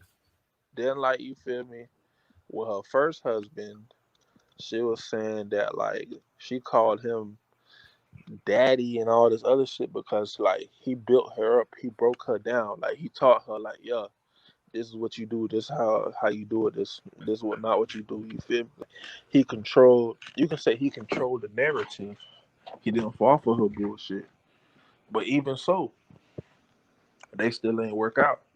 But bro ain't be a bitch about it. He just was like, all right, it's whatever. I succeeded off of her. I'm good. I'm trying to just chill and ride out into my golden years type shit. You know what I'm saying? 100% fact. And that's the main reason why, I don't know if it's biological, but man, they be hurt, bro. And that's why when you see these rooms, they be so upset about all this stuff. Like I said, they be lame dudes. And they just be complaining about beta male shit. It's like, bro, come on, bro. Come on, bro. You ain't gotta worry about some shit like that. But I don't know, bro. You know, niggas be in there like, man, you know the whole 6 feet narrative. You know, it's a lot of bros that just be just too emotional with shit, bro. Yeah. Like I said, man, if you become a sucker and you get lit, bro, you should learn from it. Don't stop saying that shit on the cast. Bro, real shit, bro. The greatest sucker we know right now is Rob. Nigga, Black China named her daughter Dream because it was a dream come true. She got a sucker and she licked him. I said it. Yeah. Hey, get you a white boy, get you a beta male. All right, but you can run that right there. Play that funky music, white boy. A riot declared in downtown Portland hours after a man is shot and killed by Portland police. Jenny Young on the scene right now. What can you tell us, Jenny? Jeff, we're at 4th and Salmon. There's a crowd down here and a standoff with police. We've watched officers detain 2 or 3 people. You hear them on the LRAD right now saying that Salmon and 4th is open to traffic. Move out of the way. That has been going on. They've said that at least 3 or 4 times, warning them. We're not sure what they're going to do next, what tactic they're going to do to move these people out. But like I said, a couple of people have been detained. When they're detained, what they do is they yell their name out to a legal observer. So these legal observers that walk around with this group, we know that they have the names of the people who are detained. Again, riot been declared in downtown Portland. We're learning that there's 2 groups. We're here at 4th and Salmon, where one of those groups is over at the Oregon Historical Society and a church in that area. We know that some windows have been smashed. We're going to show that to you coming up shortly. But Jeff, we're going to send it back to you. Reporting live in downtown Portland, Jenny Young, Point 6 News. Okay.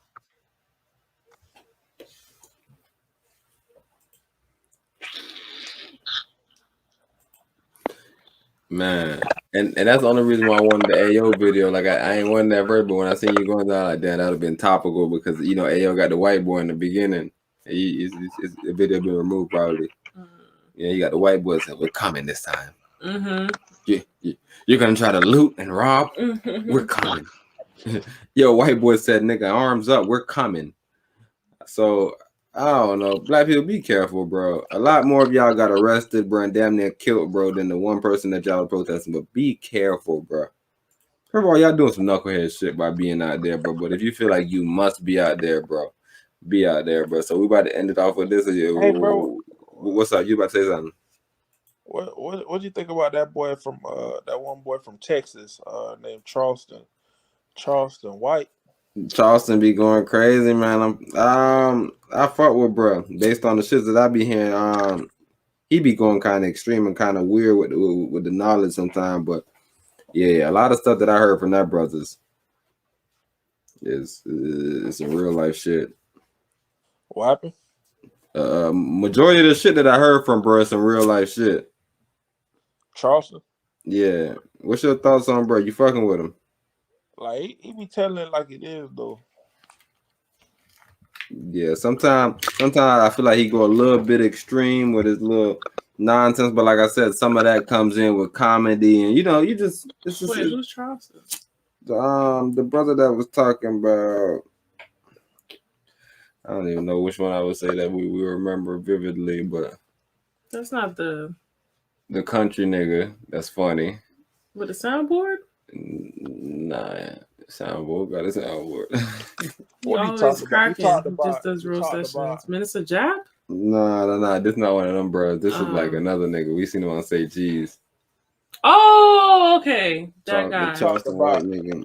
He talked about the dude that said Corvette, who made the song Corvette. Facts. All right. So yeah, he talked about that situation, and we So spoke he about that on was the basically cast. saying, like them boys was like, you know what I'm saying, like he was like, bro, they a lot of the rappers stopped messing with the dude that made Corvette because he snitched, or quote unquote, you know what I'm saying. When he was But his 13. mom, yeah, and his mom like told him to do it, like, you know what I'm saying. So they trying to make it like, bro, Uzi Vert had done dropped put back a song with him. But I'm like, Uzi Vert, like, you're not even that type of rapper. You don't live that type of lifestyle. Now he got a little stain because he had pulled up on that boy Rich the Kid, you know what I'm saying, and tried to slap him out. You know what I'm You saying? feel me? And I respect him for that because most people ain't doing that. But at the same time, it's like, bro, y'all gotta stop it. Y'all gotta stop this narrative. You see what I'm saying?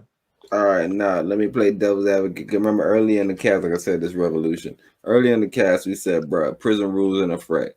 So meaning that, bro, if you ain't got nothing to do with the streets, bro, streets just really don't usually happen to you. And like I said, I always try to stress that to people. People be talking about the hood, the danger. I don't know, bro. I don't know how dangerous it is, bro. But one thing I know about the hood, nigga, people get what's coming to them.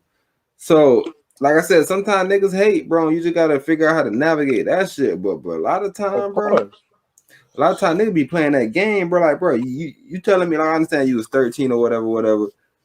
You snitched or whatever, bro. Like, I don't care how we try to look at it. We can say you ain't in this, you ain't in that.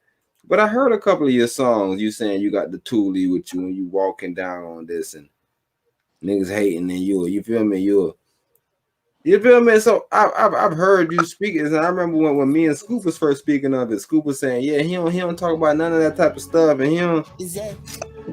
Well, run that.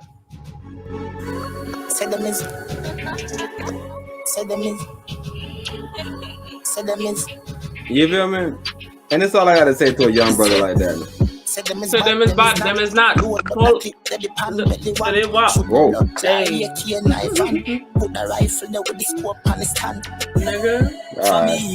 And like I said, that's all I gotta say, bro. If we street niggas, bro, be street niggas, bro. If you told, bro, you told, bro. Sometimes, bro, you just need to stay out of shit that I don't know. You said contradicts your actual actions. Man, he said he was 13. My boyfriend that's this. whipped. He let me do whatever I want to do. Have sugar daddies, but oh, that lady, I don't know what she said. I have a boyfriend that's whipped. He let me do whatever I want to do. Have sugar daddies, but spoiled is. I can still be you take care of me, but I would never disrespect him. Yeah, because you know your ass might get cut out. Pause right what up, YouTube? I am your host. Like, you know what I'm saying? That's the power of knowing there's a consequence, bro. You feel me? Knowing there's a consequence. When they don't feel there's no consequence, bro, they tend to do whatever. You feel me? The shorter girl was talking about like her boyfriend is whipped. So you feel me?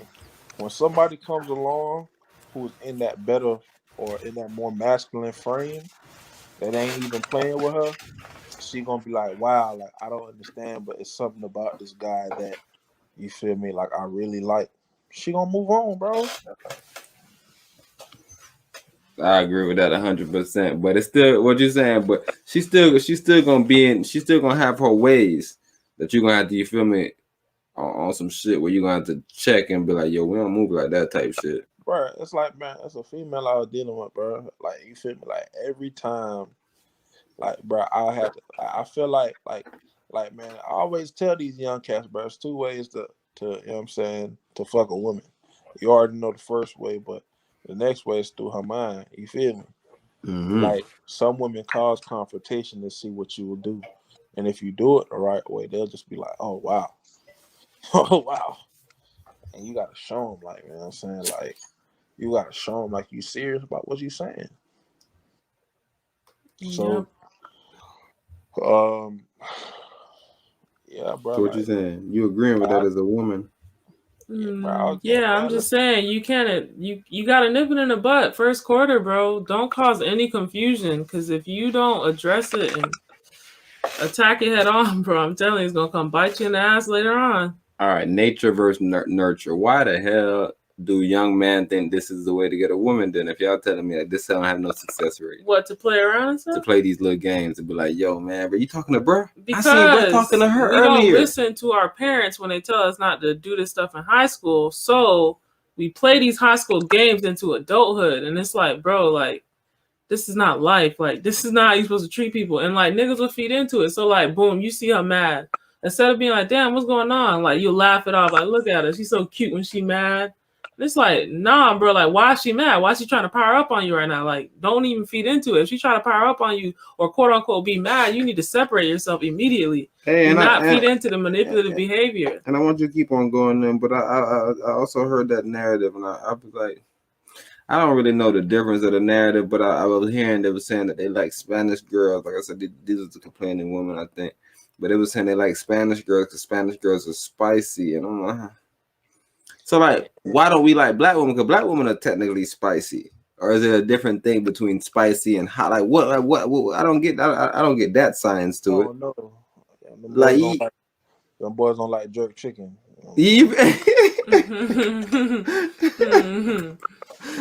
Said that Miss. They like a little picante.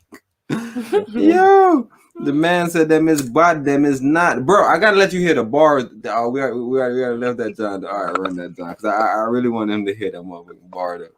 Well, yeah, you that to provide and protect. Women were set to bear the children and take. Men were set to provide and protect. Women were set to bear the children and take care of the household. Yep. So in modern day, I mean, when it comes to women, you have to just understand that they want a guy that could take care of them. That's the way it is. A lot of women complain about being objectified sexually, right? But do you think that women objectify men financially and do the same thing? Yeah. So how is that different than like just a loose? How's that not prostitution in a way? Oh, because let me think. Let me answer that. Yeah. Yeah, because you ain't had no answer. Hey, how y'all doing? Okay, let me just say, I'm a preacher's kid, and now as a kid, your daddy tell you like, you know, my daddy always tell me, if he can't afford to take you out for a steak dinner, he ain't the man for you. Y'all put that shit in our head since forever. When men take their daughters like to get their nails done and they pedicures, they take them on like daddy-daughter dates. First thing they say is, I want to teach her how a man should treat her. Exactly. So, like, how was that prostitution since I was a little girl? Only that's called a straw man argument. Yeah. And the reason why you're saying that's called a straw man argument is because, first of all, I didn't ask you that. So you're not answering my question number thing. You feel me? Because y'all came in and it's a whole, yo, you're objectifying me because of my body. I even heard, because it was a whole room that says mass migration to white man. It was the same brother running the room, a homosexual brother running the room. And there's a group of it was just thousands of black women, bro, just talking about bullshit. And it was the same shit where she was like, yeah, with a black man, it seemed like when you get with them, they want you to have sex with them fast. And like with a white man, you can tell them you're waiting for marriage. I was like, bro, Black girls play stupid ass game. What it is nigga, in the black world, you feel like you deserve a man on your level. When you go to the white world, you get a bum.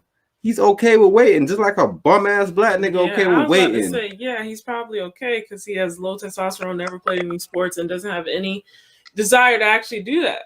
He can't get He's hoping that you don't ever want sex from him.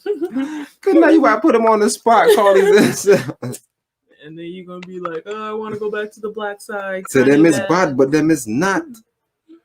Bro, listen, bro. It's like, what's up? It's like when you have a girl, that's when you get more women, bro. It's like crazy, bro. You know what I'm saying? She's a magnet. She's magnetism. Exactly. So I be trying to tell my nephew if he gonna try to be on that player lifestyle, you feel me? Like, I like, bro, get you a girl that just be all around, bro. And then, like, you feel me? You just hang with them. People gonna try to figure out what's going with y'all. You know what I'm saying? And you gonna have a lot of traffic just because of that mystery. Hey, that's 100% fact, bro. I'm telling you, bro. These are all the games that we can go back and teach the youths. Like I said, bro, I've always been blessed with the game early, bro. So I never even played with their ass, bro. But it's a lot of stuff that I didn't know as far as being in relationships. So as far as like how to maneuver around them, how to get them, all that. But as far as how they was in relationships, I really didn't understand that. I ain't gonna lie about that part of it.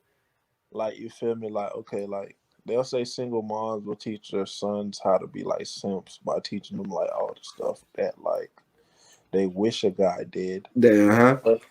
Versus the actual shit that they want. You see what I'm saying? So it's like, you feel me? It's a double negative. I'm 100% fact. I told you, I spent my whole life focusing on things that women said that they wanted. And that's what I was saying. As far as like knowing how to maneuver around them, not getting caught up on how they moving and trying to, you feel me, chase behind them, I get that whole game. But like, as far as when I was in relationships younger, bro, I ain't, nigga, whatever they was saying, it was like, that what you want? All right. They don't want none of that shit, bro. You better do what the fuck you came here to do, bro. And play your goddamn role, bro. Nigga gonna take your bitch. Bro, that's what I'm saying, bro. They want you to do what you want to do with them somewhat in mind.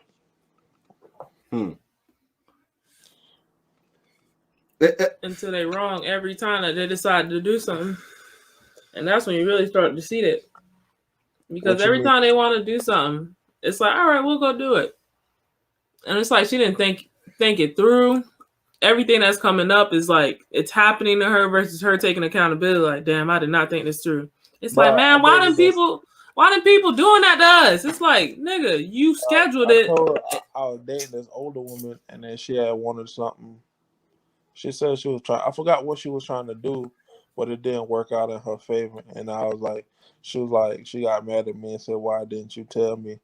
Bro, I was like, bro, I fucking told you, but you wanted to do what you want to do because you grown, right? The number one thing we have to realize about women is that they're control freaks. They try to control everything, even though they have no idea. But listen, sometimes, like, bro, if you gonna do this, bro, you gotta prepare for the hard road ahead, bro. I was about to say that's the only thing, bro. Because like the controlling, none of that shit, nothing is bad. What the only bad part about the whole shit is that I can't sit back and be like, damn, babe, you made a bad decision, bro. Now look at you. It's like if I say that, everybody looks at me like, man, look at this nigga. Well, that's what I'm bitch saying, ass bro, nigga. I was like, bro, like a female told me like to control, like why I don't let her control me. Imagine asking a nigga some shit like that, bro. Women be asking y'all some off the wall shit, bro. Like I said, bro, I've been in weird relationships with them. They don't do that. Family was a different place, bro. I went to a HBCU too, bro, and look, I would second what you saying because I went to a HBCU and I remember them talking about the year before I was there, how y'all cheerleaders gave it up during, you know, the basketball tournament, NCAA tournament and stuff. We all the basketball teams staying at one hotel, and they was like, bro, this shit it's like girls gone wild. They walking around to your room. You could be a coach. Like my coach told me that he was getting hit on. Like mind you, he was a younger coach. He wasn't the head coach ass nigga, but he told me he was getting hit on, bro. He told me they was coming around to the room on some shit like, what's going on? What's your thing? What's up? 1 month of just listening to everything they say, taking notes, you'll realize that it's something oddly wrong. That's why I wasn't listening to that 90-day John. Cause I'm saying to an extent, right? Because it just like you said, 2 hours here, 2 hours there, 2 hours there. It's 24 hours in a day. If we had all those hours up, how many days actually was it? That's why dogs age fast, because they live all days. So right now, if you go to a dog, you wake him up, he's up. A human sleep 2 days, he do bullshit 2 days. They don't hit the rim, right? You feel me? So dogs is always living, nigga. They have all their hours. With humans, bro. And that's why they're called watchdogs, because they can get up within the blink of an eye. Any sound. You feel me? So that's that's the main thing. So as far as like just penetrating on somebody, just a month, bro, just 30 days, bro. That 90 days is a bit much. And I'm telling you, you're just gonna see the personality disorder. They're out of order. Like it's a machine that's out of order. The programming is so deep. Listen, and bro, just I ain't with none of that 90-day shit, bro, because it's like, you feel me, like, bro, like 90 days of wasting my time for what? You see what I'm saying? That's all I'm thinking. Like I said, bro, you done got ran through, bro. You done got ran through and you trying to get your life together on me, bro. I ain't with it, bro. I ain't no sucker, bro.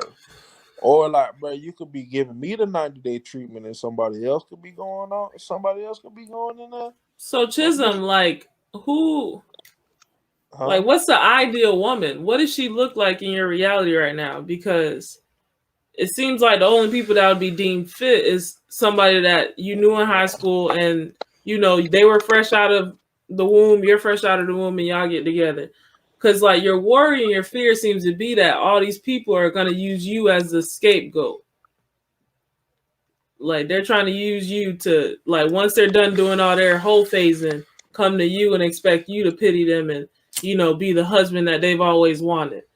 But like that is like obviously not something that you're trying to do. So like, what does she actually look like when she approaches you? Man, you know, hey man, you know, I got some situations right here, you feel me? So I can't speak on that right now. I see. But you have to understand, you feel me, like, you know what I'm saying? It's just like, you feel me? The ideal thing is looking, for me, is always looking for somebody that understands me. You know what I'm saying? That understands, like, you feel me? Like, bro, I come from a tough background, you feel me? Like, I come from where niggas used to die every day. You know what So I'm like, saying? how many women have you come across that actually understand you? I mean, they play the game like they do, but ultimately it's always for their own agenda. And you haven't wasted any time or spent any time where you had to like live with them or anything like that to see them on a 24-hour basis. Close. Like, they could be here for a couple of days, but I know at some point I'm always want my space. Like, bro, as a kid, I always imagined me wanting a nice crib. Like, matter of fact, I was in college, and this is how I knew I was a different type of bro. Bro, I cussed this female out. I was dealing with her. Me and her was like cool and shit. But like, you feel me? Bro, here's the thing, bro. She was staying at my apartment. I didn't mind it because in-house, I ain't had to leave for nothing. Everything was good. But at the same time, she wasn't keeping up like the house and stuff when I was gone, bro. Like, bro, mind you, I get off of football practice at like 3:30 in the morning. I practice. I come back home about 7 o'clock, 7:30. I make my own breakfast, shower, go to class, come back home, cook, make lunch, and go to team meetings, and I'm done for the day. And she will still asleep.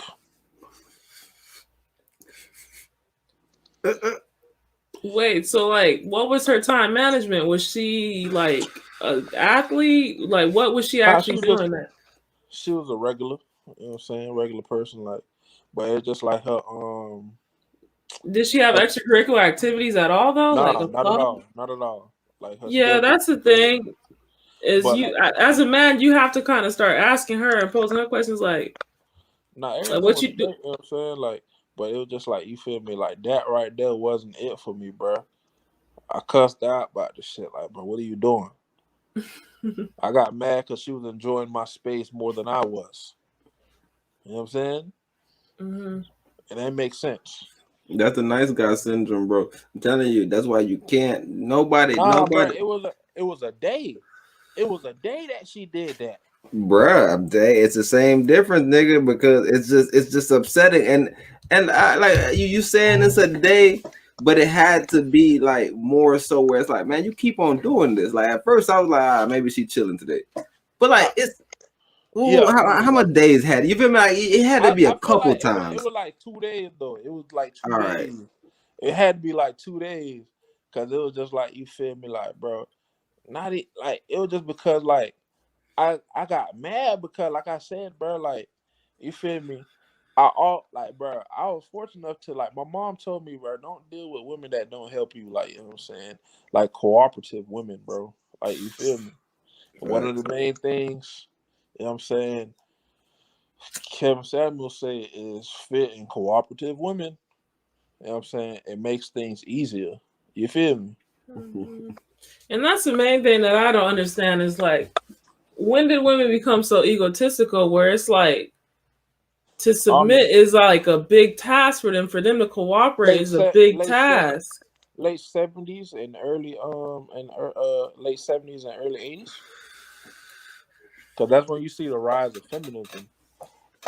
Yeah, but I'm still trying to understand, like, why is it not as simple as like, oh, that's what he took? Like, why do we seem like our programming is like cut dry? Like, we cannot change it. We cannot go in. Like, we can change our minds right here, right now. Like, we won't call you bipolar, bro. We'll call you a better person. Like, why is it so tough? It's not gonna be that simple because, like, you feel me? It's always easy for people to do what they want to do. You know what I'm saying? If you're a man trying to give a woman bro, if you're a man trying to give a woman some type of structure in her life and she's not trying to like follow your lead or even like, you feel me, bro, just let it go. Just let it go. Let it go because it's a waste of time. You see what I'm saying? She'll learn one day. Like, you feel me? Like, bro, I was dealing with a female and, like, you know what I'm saying, we had kind of stopped talking and she started messing with the one dude. But the one dude had her walking. You feel me? And that's how it's always gonna be. They always gonna make you the bad guy. Nah, nigga, I was like, hey, I'm good. You know what I'm saying? I had just powered up. You feel me? Like, I just powered up. I'm good. So, hey, we always talk about that on the cast where women will come in and these niggas that be speaking all sweet about them, it's like they don't want to be married. They don't even really want to be in no real relationship with them. That's why it's so easy for them to tell them all these lies, bro. But a nigga that be trying to be in a relationship with them, it's like a mother be arguing with them every day. Yeah. That's what I'm saying. Like, it be so crazy. Like, you be having to argue with them, do all this crazy shit. Like, the shit be crazy. Like, and it happens every time. It's like an everyday thing, nigga. Where like, man, I gotta remind the nigga that I care about it. That shit. Like, I feel like women kind of really know their flaws, so they gotta test it. Like, does this motherfucker really like me?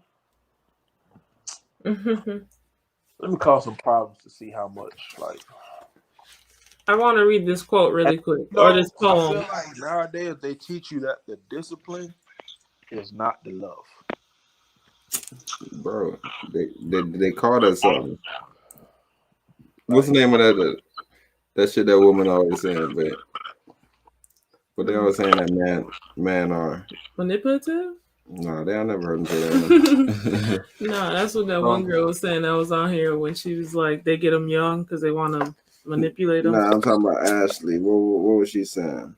What was her word about her man? Insecure. So they call you insecure, bro, when you worry about shit like that. When you tell them, yo, why you dressed like that? Bro, I'm telling you, bro, I seen a chick post a picture of Gucci man with him and his lady naked. Said, this is the type of relationship I want, nigga. Go in. Bro, Gucci man is a different brother, bro. It's certain people. He's a different brother, bro. Like, you feel me? He's a different brother. You know what I'm saying? I'm gonna say it again. He's a different brother, bro.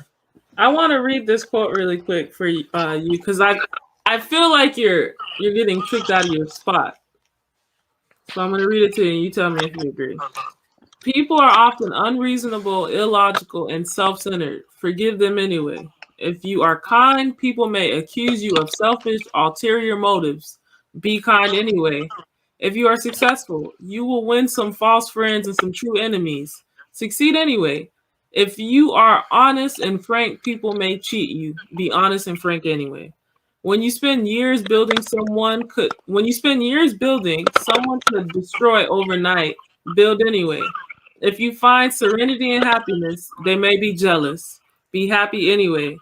The good you do today, people will often forget tomorrow. Do good anyway.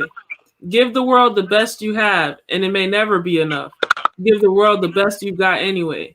You see, in the final analysis, it is between you and your God. It was never between you and them anyway. Mother Teresa. So yes. I just want us to always. I think that quote lost a little flame at the end. I'll take my Mother Teresa's name off of it at the end. It made it seem kind of fake. But yeah, you were about to say something. You would just say. I just would say, do not let foul people and just lower vibrating people trick you out of your spot from being good. Yeah, honestly, bro. Prison rules in effect, bro. Worry about yourself for the most part, bro. Facts. Like real shit, like, you know what I'm saying? That shit, like, regardless, bro. You know what I'm saying? That's why manhood is such a gem. You know what I'm saying? Facts. It's like you learning about this shit, bro. Like you learning how to cut, you know what I'm saying, how to cut the fat and focus on the meat. You know what I'm saying? Like what's really important. You feel me? The fact about just that extra stuff that just distract you, bro. Like, bro. Like, bro. Just focus on the righteous path, bro. If you focus on righteousness, bro, I'm telling you, you start wanting to do way less. See, it's like, nah, that's gonna put me in a weird spot where I'm at. And it's all simple. Cause what you go into the scripture and it said the straight path to the straight path to God. Tell you always stay on the straight path, right? You feel me? It's just always about, bro. Worry about yourself. Everything that you attract on your path is for you, bro. And that's the thing. They deviate from the path, and that's why they become deviants. Like, it's like stay on the path, bro. Like, whatever your parents put you on, bro. For the most part, it's some type of wisdom because they've been here long enough. So you stay on that path, and then you start deciphering stuff. The homosexuals and the hurt black woman, they call it divest. So they say they divest in that. Like, bro, listen, bro. My dad married a younger woman, bro. I pulled up on him, bro. He had her picking peas. Legend, nigga. like, bro, I just like, bro. I imagine feminists protesting my dad. Man, they would go crazy. Like, Reggie, I'm not gallus enough. Being in his front yard, I'd be like, "That's on y'all." Going to Pine Hills with that bullshit. Yeah, that's funny as hell, nigga. Cause I'm telling you, bro, it's some traditional folk. I'm telling you, bro, even the Haitians, that's why I always shout them out when they first came here, bro. All through middle school, we went to middle school with a bunch of them. They ain't wearing nothing but skirts and dresses. They weren't wearing pants and shit because in the Bible they tell you not to wear that. Bro, listen, bro. I dealt with a Haitian female, bro. I fought with her till this day, but she mad at me still, so you already know. You know what I'm saying? But it's like, you feel me? She was on some shit, like she was on some crybaby shit, like she want her shit now. I was like, hey, bro, listen. You feel me? I ain't on that time right now. Yeah, because it's like, you know what I'm saying? Like, that's another thing. Like, okay, like, for black women to date successful men, and it's like, say they're starting out at the same time, they're going to diverge in different places in their career. Like, I'm going to go here, and you're going to go here. You see what I'm saying? And that could cause problems, too, because, you feel me? One person could end up resenting the other in the long run over that. Yeah, I hear that narrative all the time about some such and such gave up their dreams. Yeah, like for sure. That's wild. I don't think nobody should get with nobody, nigga. They're not like, bro. That's why I like the word submission. I guess cooperative is good because it's you cooperating, so you're not the operator. I don't know. I guess cooperative is good, nigga. But I be liking words that mean something. So when you hear them, you're like, all right, cool. Yeah. There's no gray line. Yeah, this word got a mission. I got a submission. You feel me? It ain't about submitting. I got a submission, bro. I just got the second mission on the table. Sub, co, same prefix. You feel prefixes. me? So it just I'm here. I'm important, but I got my own little John I got going on. Yeah, I just really like. I don't know, bro. Like, I hate to say it, but it's like get over yourself. Sorry, like this is what comes with it. If you don't, but that's what want to do this. Fuck it, huh? That's what these beta males do, bro.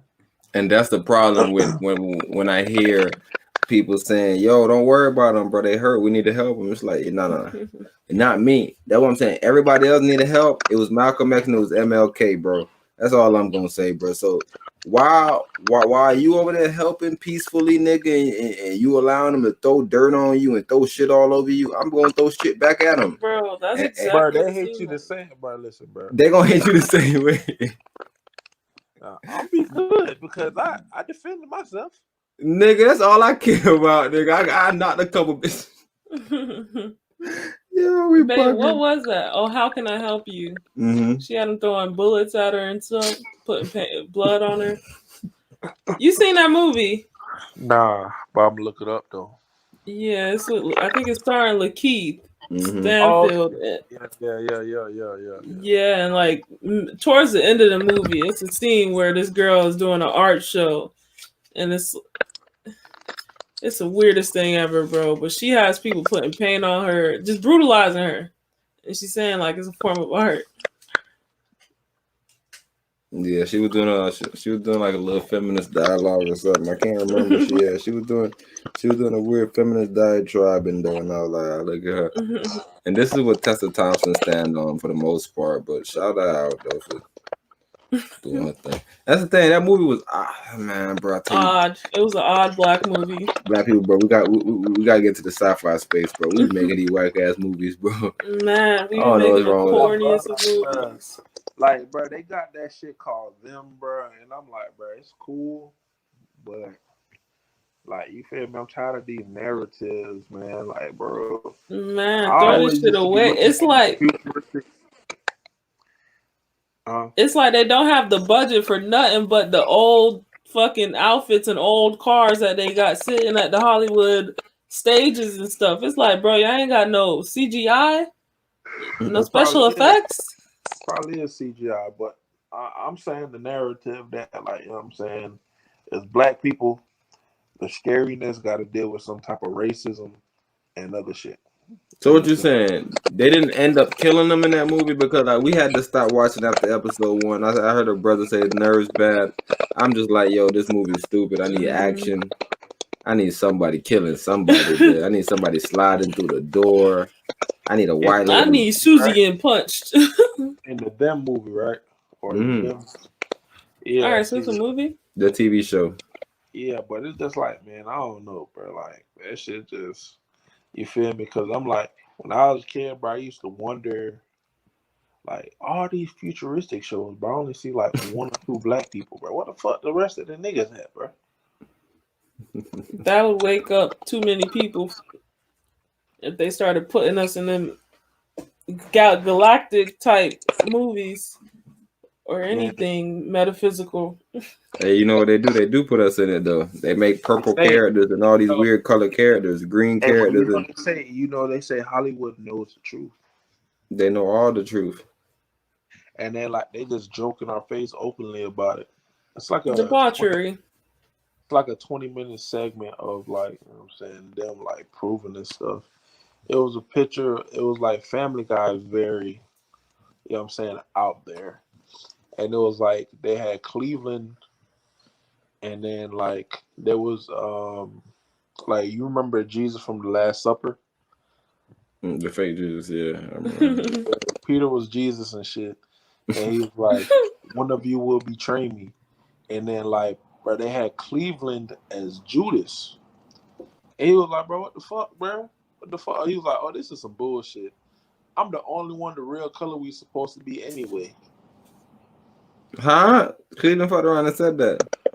Yeah, he was like, "I'm the only one that's supposed to be the real color we're supposed to be anyway."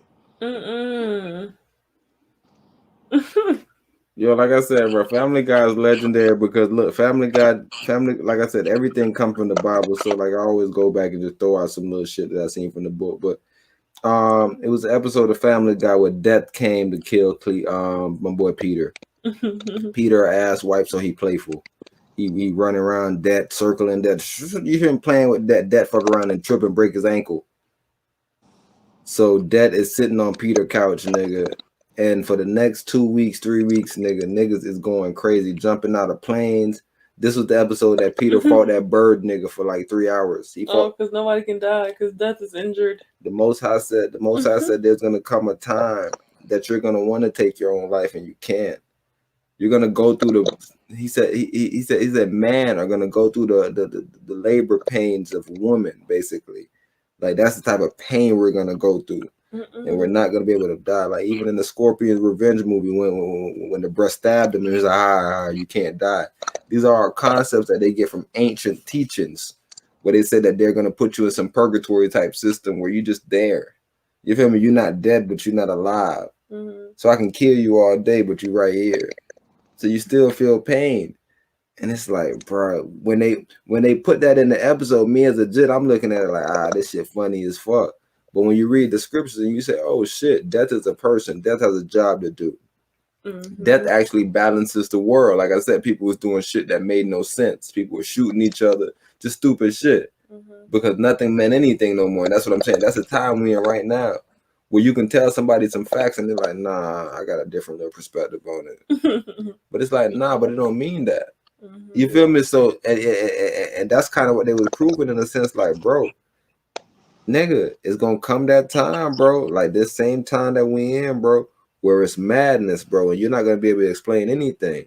But if you go to motherfucking Peter House or one of these motherfucking, hey, it was somebody in that show named Quagmire. Quagmire, that's actually a word.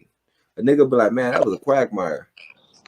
Like a nigga would use that word to describe something. And if you seen Quagmire in the TV show, he was a quagmire. Every time you seen him, he was in some shit that made no sense. He was fucking he was a quagmire, nigga.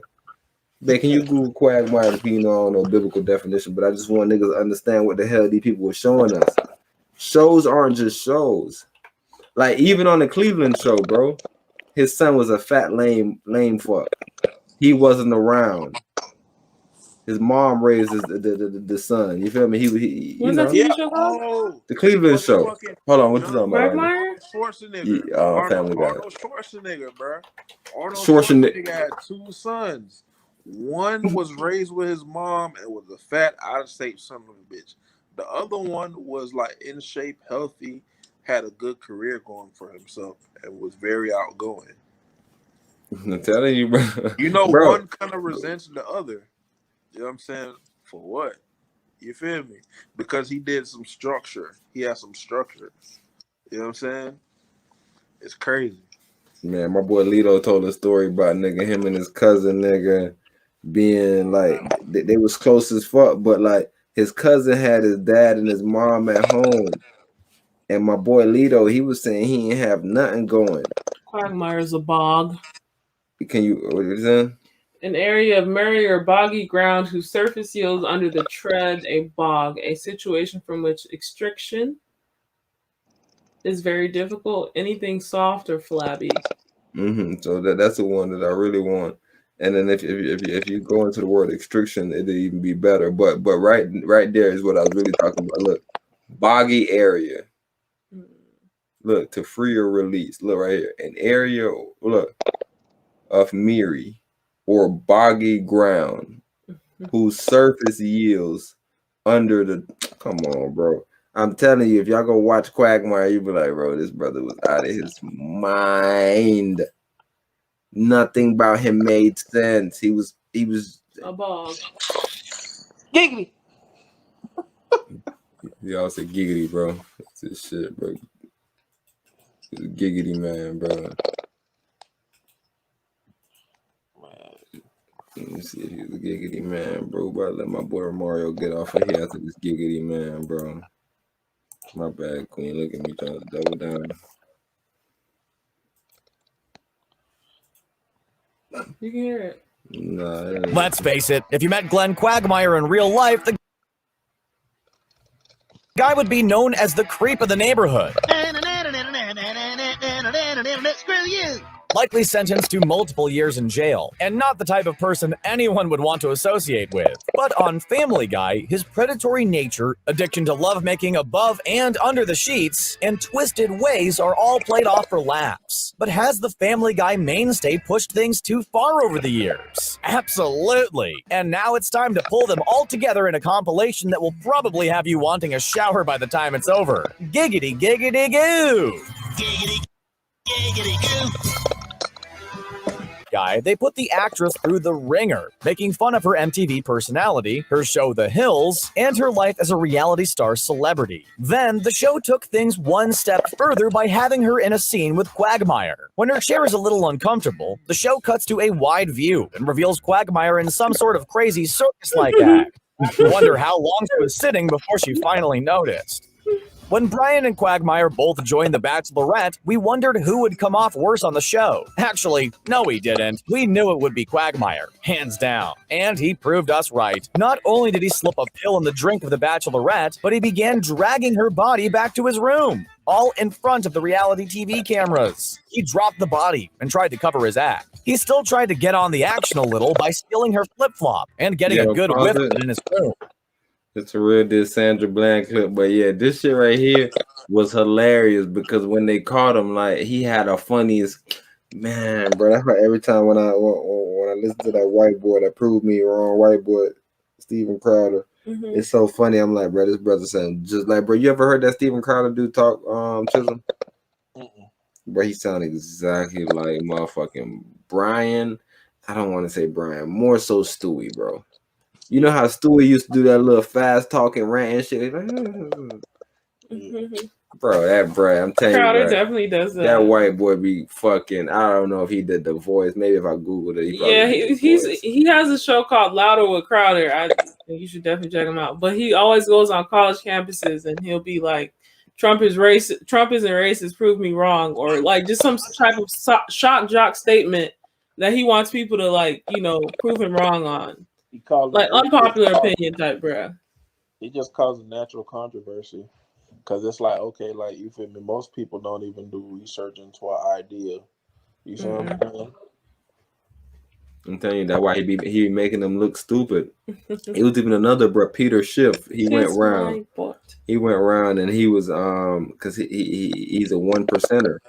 So he was asking people like, yo, what y'all don't like about the 1%? Like you feel me? Just like, let me know what y'all think. And they were just making shit up. He was like, nah, I ain't got like, bro, it's always funny to see people that don't know what they talking about try to tell somebody that know about it.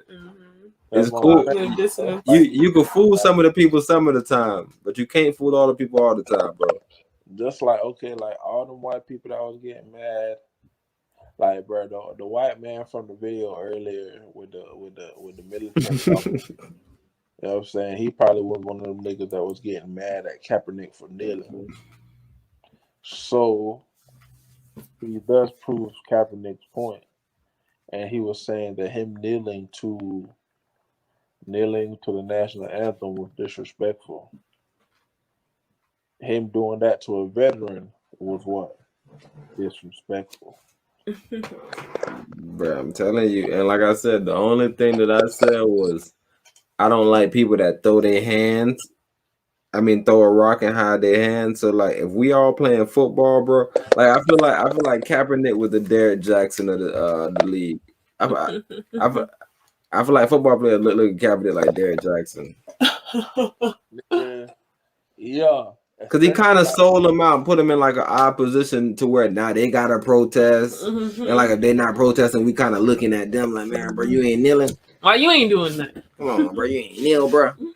That nigga Marshawn Lynch wasn't even nigga Marshawn, but nigga Marshawn already came in that bit like nigga, this me. Fuck you. I was about to say, nigga, Marshawn stood on talent winning out, nigga. And if y'all don't want me, y'all don't want me. I'm telling you, bro, he was never like, bro. Look, bro, Pete Carroll purposefully lost that motherfucking Super Bowl because he was like, bro, if this fucking black brother run this touchdown in, they're gonna have to talk about him. So I would rather risk my boy, light skinned man with the afro that everybody like, Russell Wilson. And when I say light skinned man, I'm talking about the one cat. But the cat that everybody like, he would rather risk him throwing a pass, bro. They was on like the 5-yard line, bro. Marshawn Lynch was in beast mode that season. You remember that season, bro? Bro, come on, bro. He was in beast mode, bro. Nobody couldn't stop him, bro. They was on the 5-yard line. I just find it funny how they're saying that it's disrespectful for us not to stand. It's like, nigga, we not claiming to be veterans or these patriotic human beings. You are. It's disrespectful for you not to stand up because you believe in this. And then they did it. They say you're an American, you don't want to be a citizen, and you're not patriotic. Bro, shut up, bro. America never been by nobody being no super patriotic, bro. America is a land of dream, bro, opportunity, bro. I'm here to have a dream and opportunity, bro. Fuck are you telling me about Welcome to some immigration flag? land. Nigga, what the fuck are you talking about, bro? Like, I'm telling you, they play these games with us, bro. What Sherzad said and Francis Chris Wilson said it. Both of them said it. Bro, when it's us doing it, it's negative names. When they doing it, they find something cute. They find something cute to hit it with. Alternative living. Planned pregnancy, I nigga. bet you a single mom. Fuck out of here. Nigga, planned pregnancy back. I mean, Planned Parenthood, nigga. Back in the day, they probably was called abortion clinic. Death cycle. Nigga. The morgue. Damn, they refreshed the Brian? Nah, I thought you were done. Oh, with the Brian. Yeah. All right. Oh, you have something right here. A straw man argument, which she just did. She totally evaded. All right, so we about to finish this and we out of here. Well, let my boy Chisholm get some sleep. Teaching me that a man should court me and date me a certain kind of way. I feel like, of course, I feel like it's only prostitution if we make a deal like, oh, it's $400 to me. No, if I'm telling you, oh, you have to do this, then the third, that's because I came from a household where my daddy did it. So when my daddy passed me on to the next man, that means you can take care of me. Prostitution is when you put it on the ground and I put it down. Fair enough. Okay, I'm glad we clear that up. Okay. Now my question is, okay, a lot of women nowadays say they want a guy who's a sugar daddy. I got a sugar daddy. Do you think it's hypocritical? I got a sugar daddy. Exactly. You probably could even go to this exact boy. That were for MTR. Definitely go check out this MTR video, but I'd rather Hey, as far as in the manosphere, bro, you ever check these people? Like, that's what I'm saying, bro. I know y'all black brothers, y'all just be on straight black shit all the time. I don't be liking that shit, bro. You know, y'all be checking out the white brothers. Like, I seen that what you telling about fucking Coach Wayne? What else you telling about Coach Wayne, bro? You muted yourself, bro. I'm pretty sure, bro. Yeah, bro, because I can't unmute you, bro. Chisholm, bro, you muted yourself, bro. I can't unmute you, bro. Oh yeah, bro, I did. I told you about Corey Wayne, cause like Charlemagne is many things, bro. But he was like, bro, you gotta like read books that don't necessarily go with your views, so you could be educated on other topics. We got too much topics, bro. But I totally agree with that. That's the reason why I asked it, because I was about to say I wanted to make sure that like y'all was tapping into Paul Elam, because I hear you say as far as the manosphere. So I was about to ask you, did you know about this brother right here? Because he's technically like in the manosphere. He doing some little things. Bro, honestly, bro, the way he disproves their facts is so funny to me, because he makes them comfortable with stating their bullshit and seeing their concepts. You see what I'm saying? Mm-hmm. Bro, like, my thing is, man, I just realized like a lot of people aren't looking at reality today. Facts. That's the thing. They think it's their reality. They think the internet is reality. Bro, so remember when I said like they looking at that 1%, the best version, the best outcome. Mm-hmm. bro, it's not it's not gonna happen like that. You feel me? Yeah, that's it. That's because I came from a household where my daddy did it.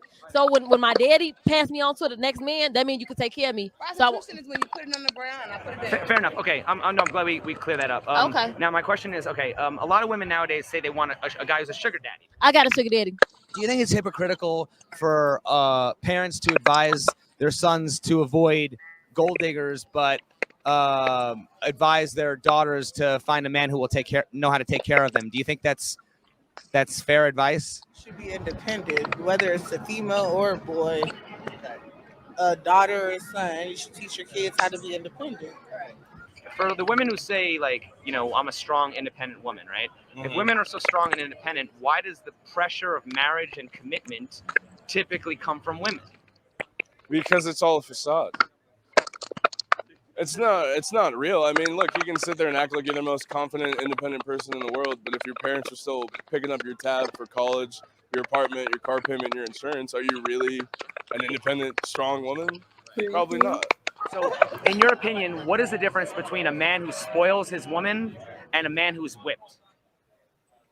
Oh, whipped? Okay, so you can spoil your woman and have that respect level, have that aggression. Like, I've been spoiled by a man, and it's like, you know, he kind of got me in check a little bit. Like, I know what I can and cannot say to him. I know I can't run over him. He has that respect level. Whip is just like, bitch. So Brandon is whipped. Brandon is definitely whipped. I have a boyfriend that's whipped. He let me do whatever the fuck I want to do. Have sugar daddies, but Hey, pause spoiled that. is. And right now, I would only hope, right now, watching this, I would only hope that she's lying. What you thinking, bro? She's so serious. Nah, she's serious, bro. Because, like, you feel me? Listen, bro. Look at her neck. She's disrespect. like a predator. The disrespect You is see real, that? bro. Bro, she really went out of her way to call her bro name out. You see what I'm saying? So, like, bro, she knows she got power over him, and she disrespecting that man, bro. You feel me? Like, she knows she disrespect that man, bro. She knows she can disrespect that man. It's of no consequence. You feel me? Like, bro, she's openly on, like, millions of people have probably seen this already. You see what I'm saying? Facts. And say, like, bro, your girl said you whip. If anything, that make a nigga look like him, like, bro, you a sucker, bro. You a simp. Yeah, that's the main thing females need to understand is, like, y'all are embarrassing, bro. Like, nobody man, it's like the mom that just dance out in public, bro. It's like, no, I'm not claiming you, bro. You embarrassing, bro. I don't care if you're my mom and you push me out. You're embarrassing. And that's the thing we have to understand as women, bro. It's like, you are embarrassing your man. Like, he has to be looked at. Like, not you. Like, nobody looks at you, bro. Nobody cares for what you do. It's the man that is associated with you that niggas gonna be like, man, why ain't got his chest pieces in order? What's wrong with her? Why she talking so loose like that? I remember I told a female, bro, like, I was disappointed in her. She's also, I told her, like, she was on some childish sophomore bullshit, bro. And she said that she told me that shit made her feel so bad, like, she was fucked up by it for days because I was serious. You feel me? I told her, like, the shit like that she was doing was uncool and uncouth. Like, the nigga is not telling her, like, you feel me? Like, the tall girl, she got a nigga, bro. How she move, you can tell she got a nigga. And she already know, like, she respecting that nigga. She telling what she can do with that nigga. This motherfucker's out here embarrassing her nigga and her family. What father wants to know his daughter's a sugar daddy? Let's see if she cover her tracks, bro. But she not gonna cover I her can still tracks. be you take care of me, but Yeah, I would never disrespect him. yeah, because you know your ass might get cut off. Why is it okay for All some right, women to... pause it. So unless they come back in and show another clip of her, the girl in the orange definitely, you'll get your ass cut off. That's like you feel me? That's just for the streets. You'll be for the streets, not by choice anymore. Because right now you are by choice. still do traditional manly things like fix stuff and pay bills, protect, provide. But the minute he expects her to cook and clean traditional woman things, that's seen as sexist. I think that's one of those things that also just depends on the particular parties involved. I mean, obviously, the way that you grew up or what you saw in your household growing up is going to determine whether you see that as something that's normal or taboo. You know what I mean? So if you, I mean, say you were raised by two lesbian moms and then you marry a dude who expects you to freaking cook and clean and do all this stuff all the time, they probably were trying to make you, you know, a strong, independent woman because you didn't have that necessarily like father figure in your life. So I think it really just depends on the circumstances that you grew up in. If there was one thing that you wish, and like I know we always say that circumstantial situation, but nobody will want that. And it's always so hard to be like, nah, that's wrong, bro. Shouldn't be doing that. So because that's kind of what Chisholm was saying earlier. So Chisholm, what's your thought? Because he basically saying the same shit you saying basically as far as like, nigga, some people got some different roles. Yeah, I mean, bro, like, you know, one thing, you know, the world is different, right? So, you know, people gonna have different roles, and I feel like you gotta explain that to people. And I feel like, you know what I'm saying, just because it's sugar and gravy over here don't mean we don't got grits and sugar over the next place. You feel me? So it's like, what that mean is, like, you feel me, you gotta observe the situation for what it is. Not based off of your feeling, but for what it is logically. Like, you're not looking at it like that. You feel me? And that's why I like when Buddy in the Suit speak, because he's giving a logical view, his unbiased. Like, you feel me? It ain't no, you know what I'm saying, I feel like, nah, bro. He was like, typically this, like, is well thought out. He's giving well thought out responses that make sense.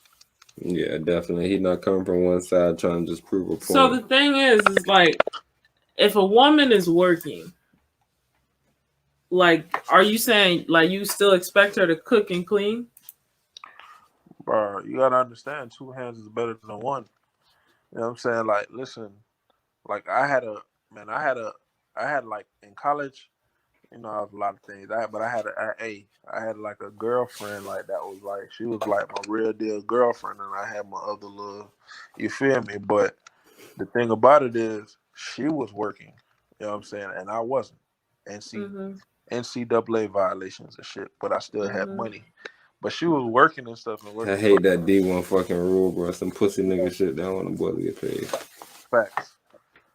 But it's like, you feel me? Like, she was at work. Like, she would work, and she wasn't on no like, you know what I'm saying, BS type of work. Like, she was really on some junior police officer shit. Like, she was like, you know what I'm saying, like, gonna be a police officer. And like, bro, I spent time with her after the season, and I like I cooked, I cleaned, and whatever. You see what I'm saying? But me and her had that understanding, like, you feel me? You working right now. Yeah. But this isn't forever. Yeah, but like, me and her had the understanding that we could switch. Like, you feel me? Like, she would come visit me when I was in college, and she would clean. Like, we had an apartment style dorm. She would clean the whole dorm.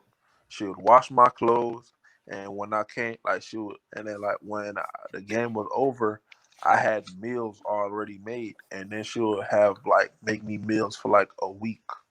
You feel me? And buy me snacks. You already know the Gatorade was bumping back then. You feel me? And like, she'll make sure like I'm stacked up with whatever I want. You know what I'm saying? So that's like gratitude. You feel me?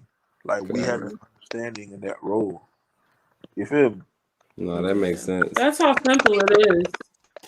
It's just you guys cooperating, bro. Using your two little brains to figure out a problem that y'all got. Solve it, bro. Figure the shit out. But you feel me? Like, people want things already solved. Like, you know what I'm saying? It's different. Like, you feel me? Like, you're already, like, when you already become established, you already know you're established and what comes with being established. Like, you know what I'm saying? Like, boom. You come up tomorrow. You know what I'm saying? Y'all already locked in. Y'all already married. Y'all good. Y'all gonna already. All right. This is what we're ultimately leading up to. So it ain't never gonna be no. You feel me? Me being single, it's like, you see what I'm saying? I already know, like, you feel me? Women are gonna be looking at that. You know what I'm saying? What can I do? You feel me? So it's like, you see what I'm saying? Like, it's automatic. Like, so you already don't have that trust factor. You see what I'm saying? Because most women aren't like that.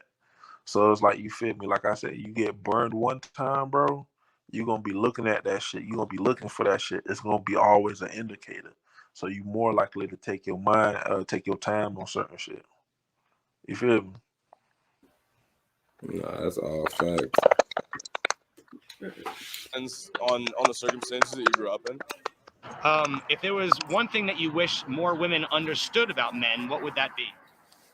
To be honest, that we want just more than one of you. Like, we can't be confined, and it's just, we're gonna keep circling right back around trying to do the same concepts of monogamy. I don't really believe in monogamy. I feel like men are naturally polygamous, and that's why it doesn't work. And just, you try to tie us down into a domestic relationship, and we act like that's what we want, and that's what we're satisfied, and we have to play a cat and mouse dance and lie and tell you, but secretly when you walk away, oh, we're looking over here and over there. Then we end up getting in trouble, and then we end up losing our women, and that's why divorce rate is so high, I believe. Why do you think that there are some men who struggle with And you know the main reason why, like I said, like I always talk about Derek Jack. Matter of fact, go in, Chisel. You ain't got nothing to say. I don't got nothing to say because, like, bruh, it's like, you feel me? Like, bruh, they let these women have so much power on the social media outlets and say that men are trash. But listen, sometimes it's these women who are trash. They make bad decisions and they can't take, like, responsibility for the bad situations that they make that they know they was making. So they try to blame the man. And it could be a situation where a nigga told you what it was. But because you wanted to start your own narrative in your head of what that person was supposed to do with you because that's what you wanted, you're going to play that to your strength and not take responsibility. You feel me? Correct. Yeah, they're not accepting that. commitment? Because they're broke as fuck. There are some men They're losing our women, and that's why. Because they're broke as fuck. And struggle with commitment. Because they're broke as fuck. And they're lame as fuck. And they're gay as fuck. Next question. What was surprising to you? Something that you learned about men in your experiences, just dealing with men, dating. You were saying something. Yeah, bro, that's what I mean, bro. Like, bro, if you're not tackling no real issue, like, first of all, bro, you can't take advice from her because she's not a valid source. You know what I'm saying? Like, bro, you're all over the place. You have a sugar daddy and you have a boyfriend. You feel me? You don't respect your boyfriend, but you respect your sugar daddy because he has more finances. But you're only there for the finances. You feel me? Bro, you should, like, bro, listen, bro.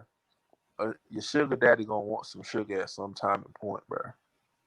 So ultimately, if you made a contract with that man, you cheating. You feel me?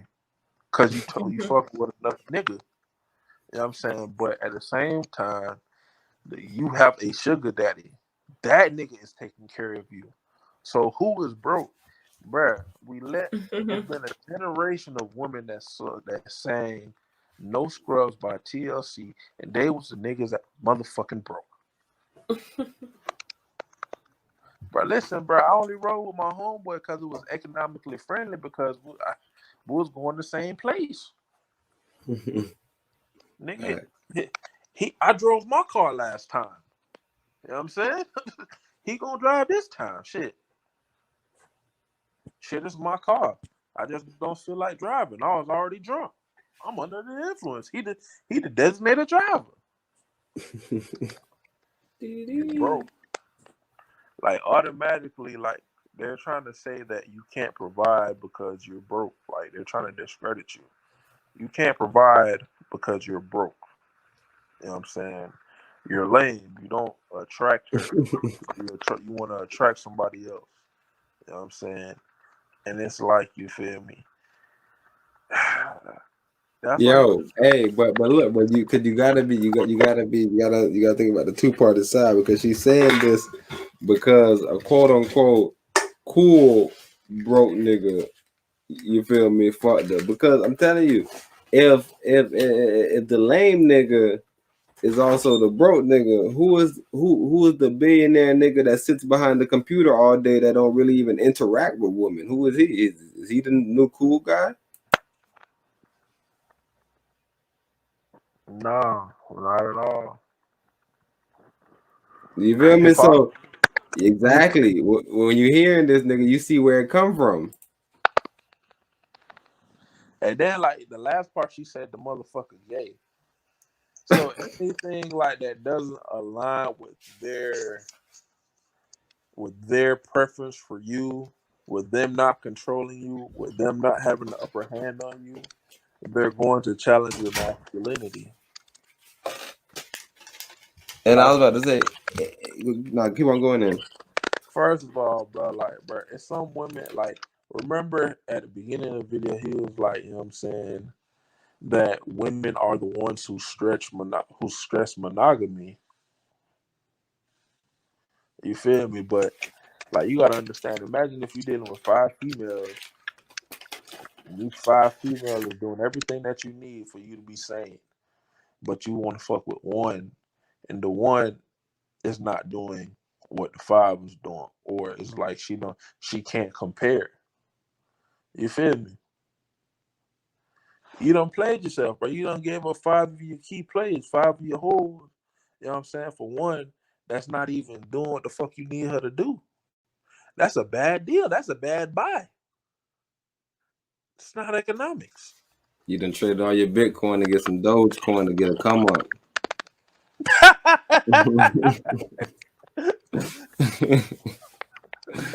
Not economically sound. You ready? You done traded all your Bitcoin for Doge. They're lame as fuck and they're gay as fuck.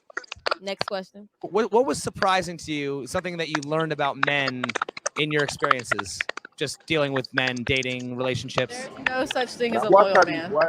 Every man cheats. So do you think that men are only as loyal as their options? Do you think that? Do you think that people are just only? Mind you, that these are the exact women that they're like it couldn't be no better woman saying this. I'm telling you, if it was these 2 fat women right now standing next to a motherfucking a slender white woman, blonde hair, the blonde hair white woman be so sweet. These, bro, I'm telling you, bro, it's always fat people and hurt people, bro. Let me stop saying fat people. It's always these people that don't want to get their fucking weight in order. These body positivity motherfuckers. It's them, bro. Because that don't even make no sense. It's like, bro. But I'm looking at y'all.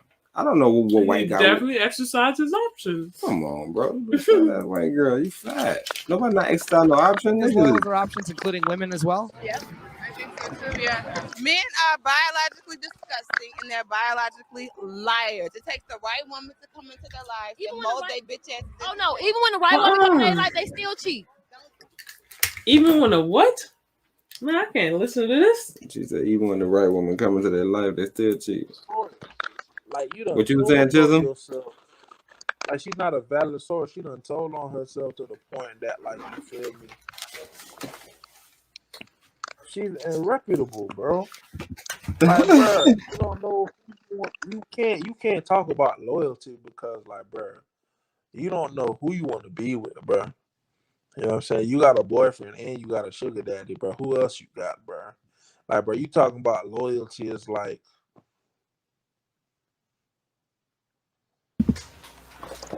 a white man talking about white men are being oppressed.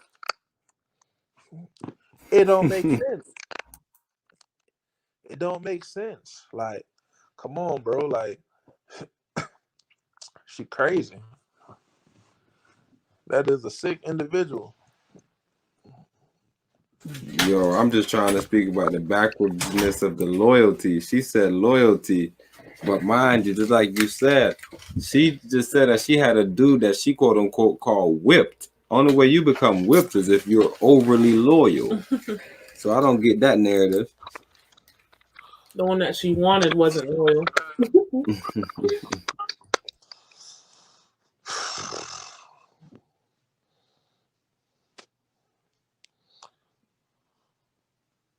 People are just only as loyal as their options, including women as well. Yep, I think so too. Yeah, men are biologically disgusting. They're biologically liars. It takes the right woman to come into their life and mold their bitch ass. Oh no, even when the right woman come in their life, they still cheat. Because they're dumb as fuck. Okay?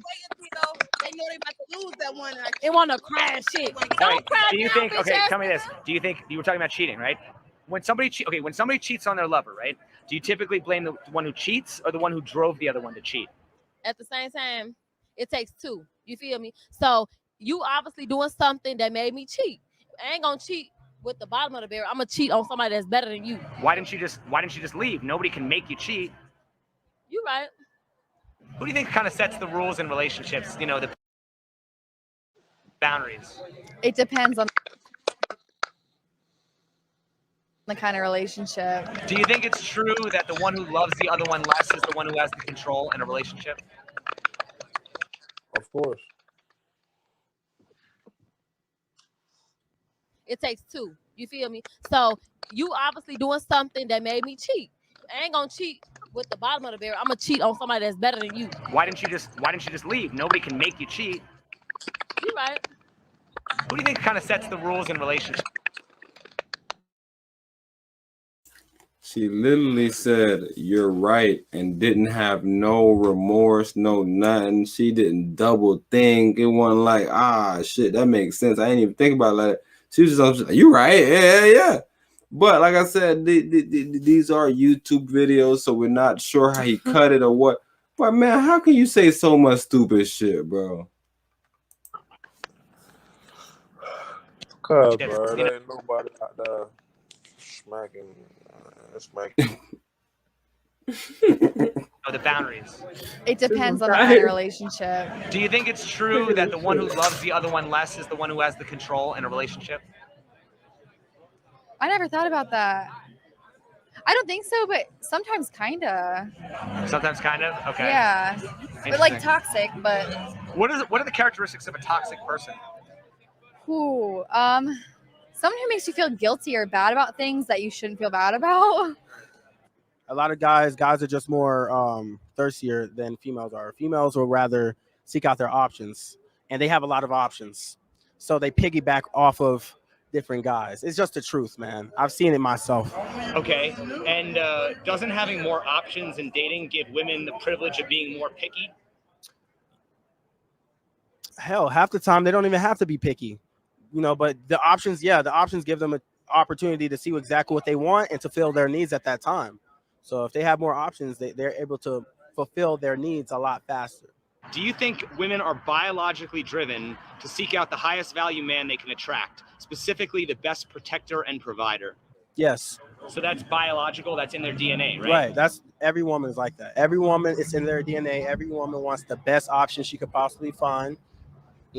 Physically, society has made us think that the dad bod is a thing. No, girls like guys with abs, guys with nice bodies. It's all propaganda. So they want the best option they could possibly find, the most money, whatever. Why wouldn't they? I mean, that's what they want. If you are seeking someone to provide, why wouldn't you want the best one to do it? So you can't be mad at women because they want a rich man, or they want the athlete, they want the strong guy, like they want the dominant alpha male. You know what I'm saying? So why wouldn't they go for the best of what they can get? That's just with anything else in life. It doesn't have to be the opposite sex. It could be with like food. If I want a burger, I want the best damn burger there is, right? So I mean, you can't be mad at somebody for wanting the best. So I feel like it flips on the other side. Hold on, let me see how you finish it So up. you can't be mad at men for wanting the best of what we want. Okay. Yeah, so and then that's the thing, like, because they even keep on saying the best is super subjective, because that's almost why we judge them, because they always, I guess then we could say those are still the best guys. I don't know what the fuck. I'm just trying to figure out how would that narrative work if you're saying that they want the best, but then like who do they end up getting? Like why don't they ever get the best? Because they all complain like who got the best? I did. So you feel me? So I'm just trying to get on that, bro. You muted yourself, bro, so I can't unmute you on no genius shit, bro. So, like, with that being said, it's like, you feel me? I don't even feel like they know what the best is. They can't even recognize it. Like, they don't have a keen eye for it. You know what I'm saying? Like, they don't even have, like, you feel me? Like my mom said, if a woman is not trying to, like, help you, bro, you feel me? She not for you. And that's the one thing, like, I really took from her when it came to dating. Like, you see what I'm saying? Because, like, you feel me? Like being in a relationship is a partnership, and one thing I learned is that, like, you feel me, in a relationship is constant work. No one party can get like too comfortable. You know what I'm saying? It has to be mutual, like, cooperation. Like, both of you guys have to work through y'all problems and figure it out. You feel me? So it's like, and and it's like, you feel me, these women are teaching them from their experiences, and it's like some experiences are learnable, but you know what I'm saying, majority of these women, like, they done, like, they're bitter because, you feel me, they done wasted their years being thoughts and realize they got limited options, and the options they have or want aren't the options that they really want in life. You feel me? They played out. They salty. They salty, bro. That's why some daughters, their first bullies are their mothers. Say that. It's running. Yeah, I'm about to say, you ain't even gotta run this, man. We about to wrap it up, man. My boy Tism get out of here, man. We're about to end up with the Rollie. Cause yeah, I'm that was a powerful rapper my boy Chisholm had, nigga, and that basically in the dark cause they were killing us. We were posted with Rosa in the back of the city bus. You can't go to the same school with us cause you can't fit with us. Say you gotta be me, I gotta be you. You wanna sit with us? Focus on my God cause I know one day he gon' lift me up. Focus on my grind, command. Sometimes I feel like giving up. Know they acting the fool out the blue. I keep my pistol up. Moose say I don't know what be on your mind, but did you really fuck? What about the red line? Call it the Fed line. Jim Crow creeping up on your bedside. Front runner of the revolution deadline. So the press got us time to tear down. Tell the truth to the youth and watch your bed right. I want my 40 in the mule, you getting your head right. This a real nigga talent, get your ears balanced. Come together with your brother, you gon' make that shit happen. You gon' make that shit happen. All I ever had was my head in a dream. A product of my environment, know I'm here to make a scene. We gon' get this money, pray they never intervene. Give a fuck about what they talking, we gon' make that shit happen. You know you were getting it, but you were doing it for a cause. Knew that was gon' turn, but you still put your trust in God.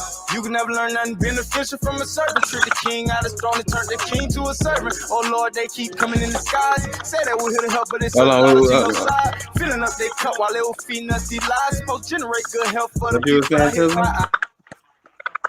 I was saying that, like, I think I remember bro rapping earlier on, like, when we was bits and shit.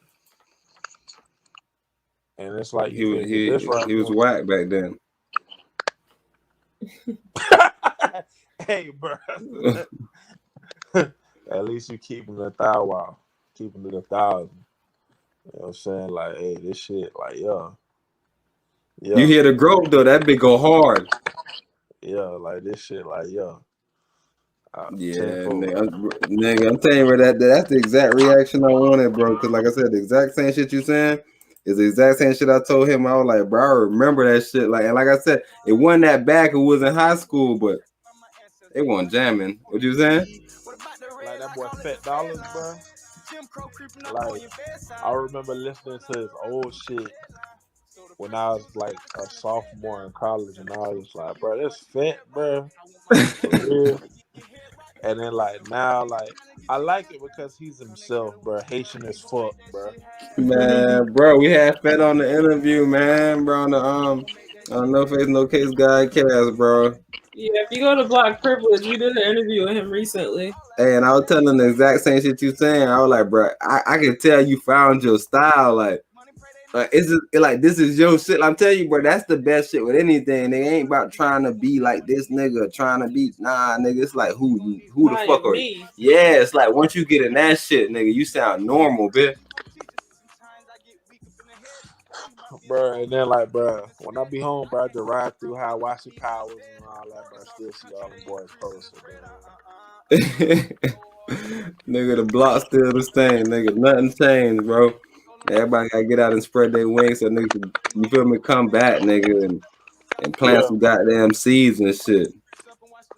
That jump was crazy though, bro. Like, I mean, like just watching the growth though. That's what I appreciate. I appreciate the journey more than the destination, bro. Bro, why you think we doing these lives, bro? It's not gonna be nothing greater than this, bro. When we in the future, bro, when we looking back at this shit, bro. You remember when we used to jump on the live, nigga, and just be talking about stocks and shit? Like you feel me, bro? Yeah.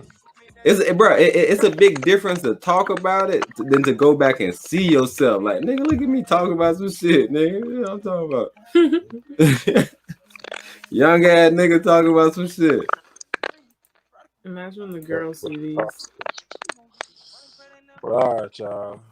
Bro, we out of here, bro. Thank you for coming through, bro. You a motherfucking blessing, my boy. We back in the building Sunday at 9:30, bro. If you want to come through, so that's up to you, bro. And you know we got Taco Tuesday, so maybe you can even miss the Sunday just to even recoup, cause we back in Taco Tuesday. All right, yeah, cool. Yeah. Hey, but good luck though, OG. Thank you for your time. No problem. Peace. What is this?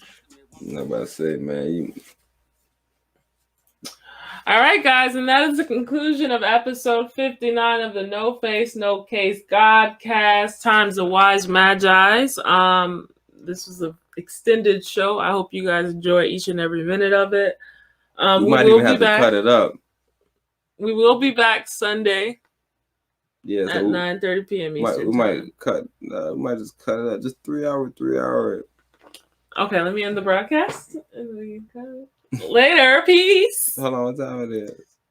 Oh my gosh, we're gonna cut the clip so it doesn't matter. I was gonna say you getting at 6:50. There's one person watching. They want to support. They want to support the cast. We've been in here for 6 hours, bro. 47 minutes, bro. All right, bro. We're gonna thank you for supporting the cast, bro. You came late. You been watching all the time? Okay, late here in the cast. All right, guys. Peace.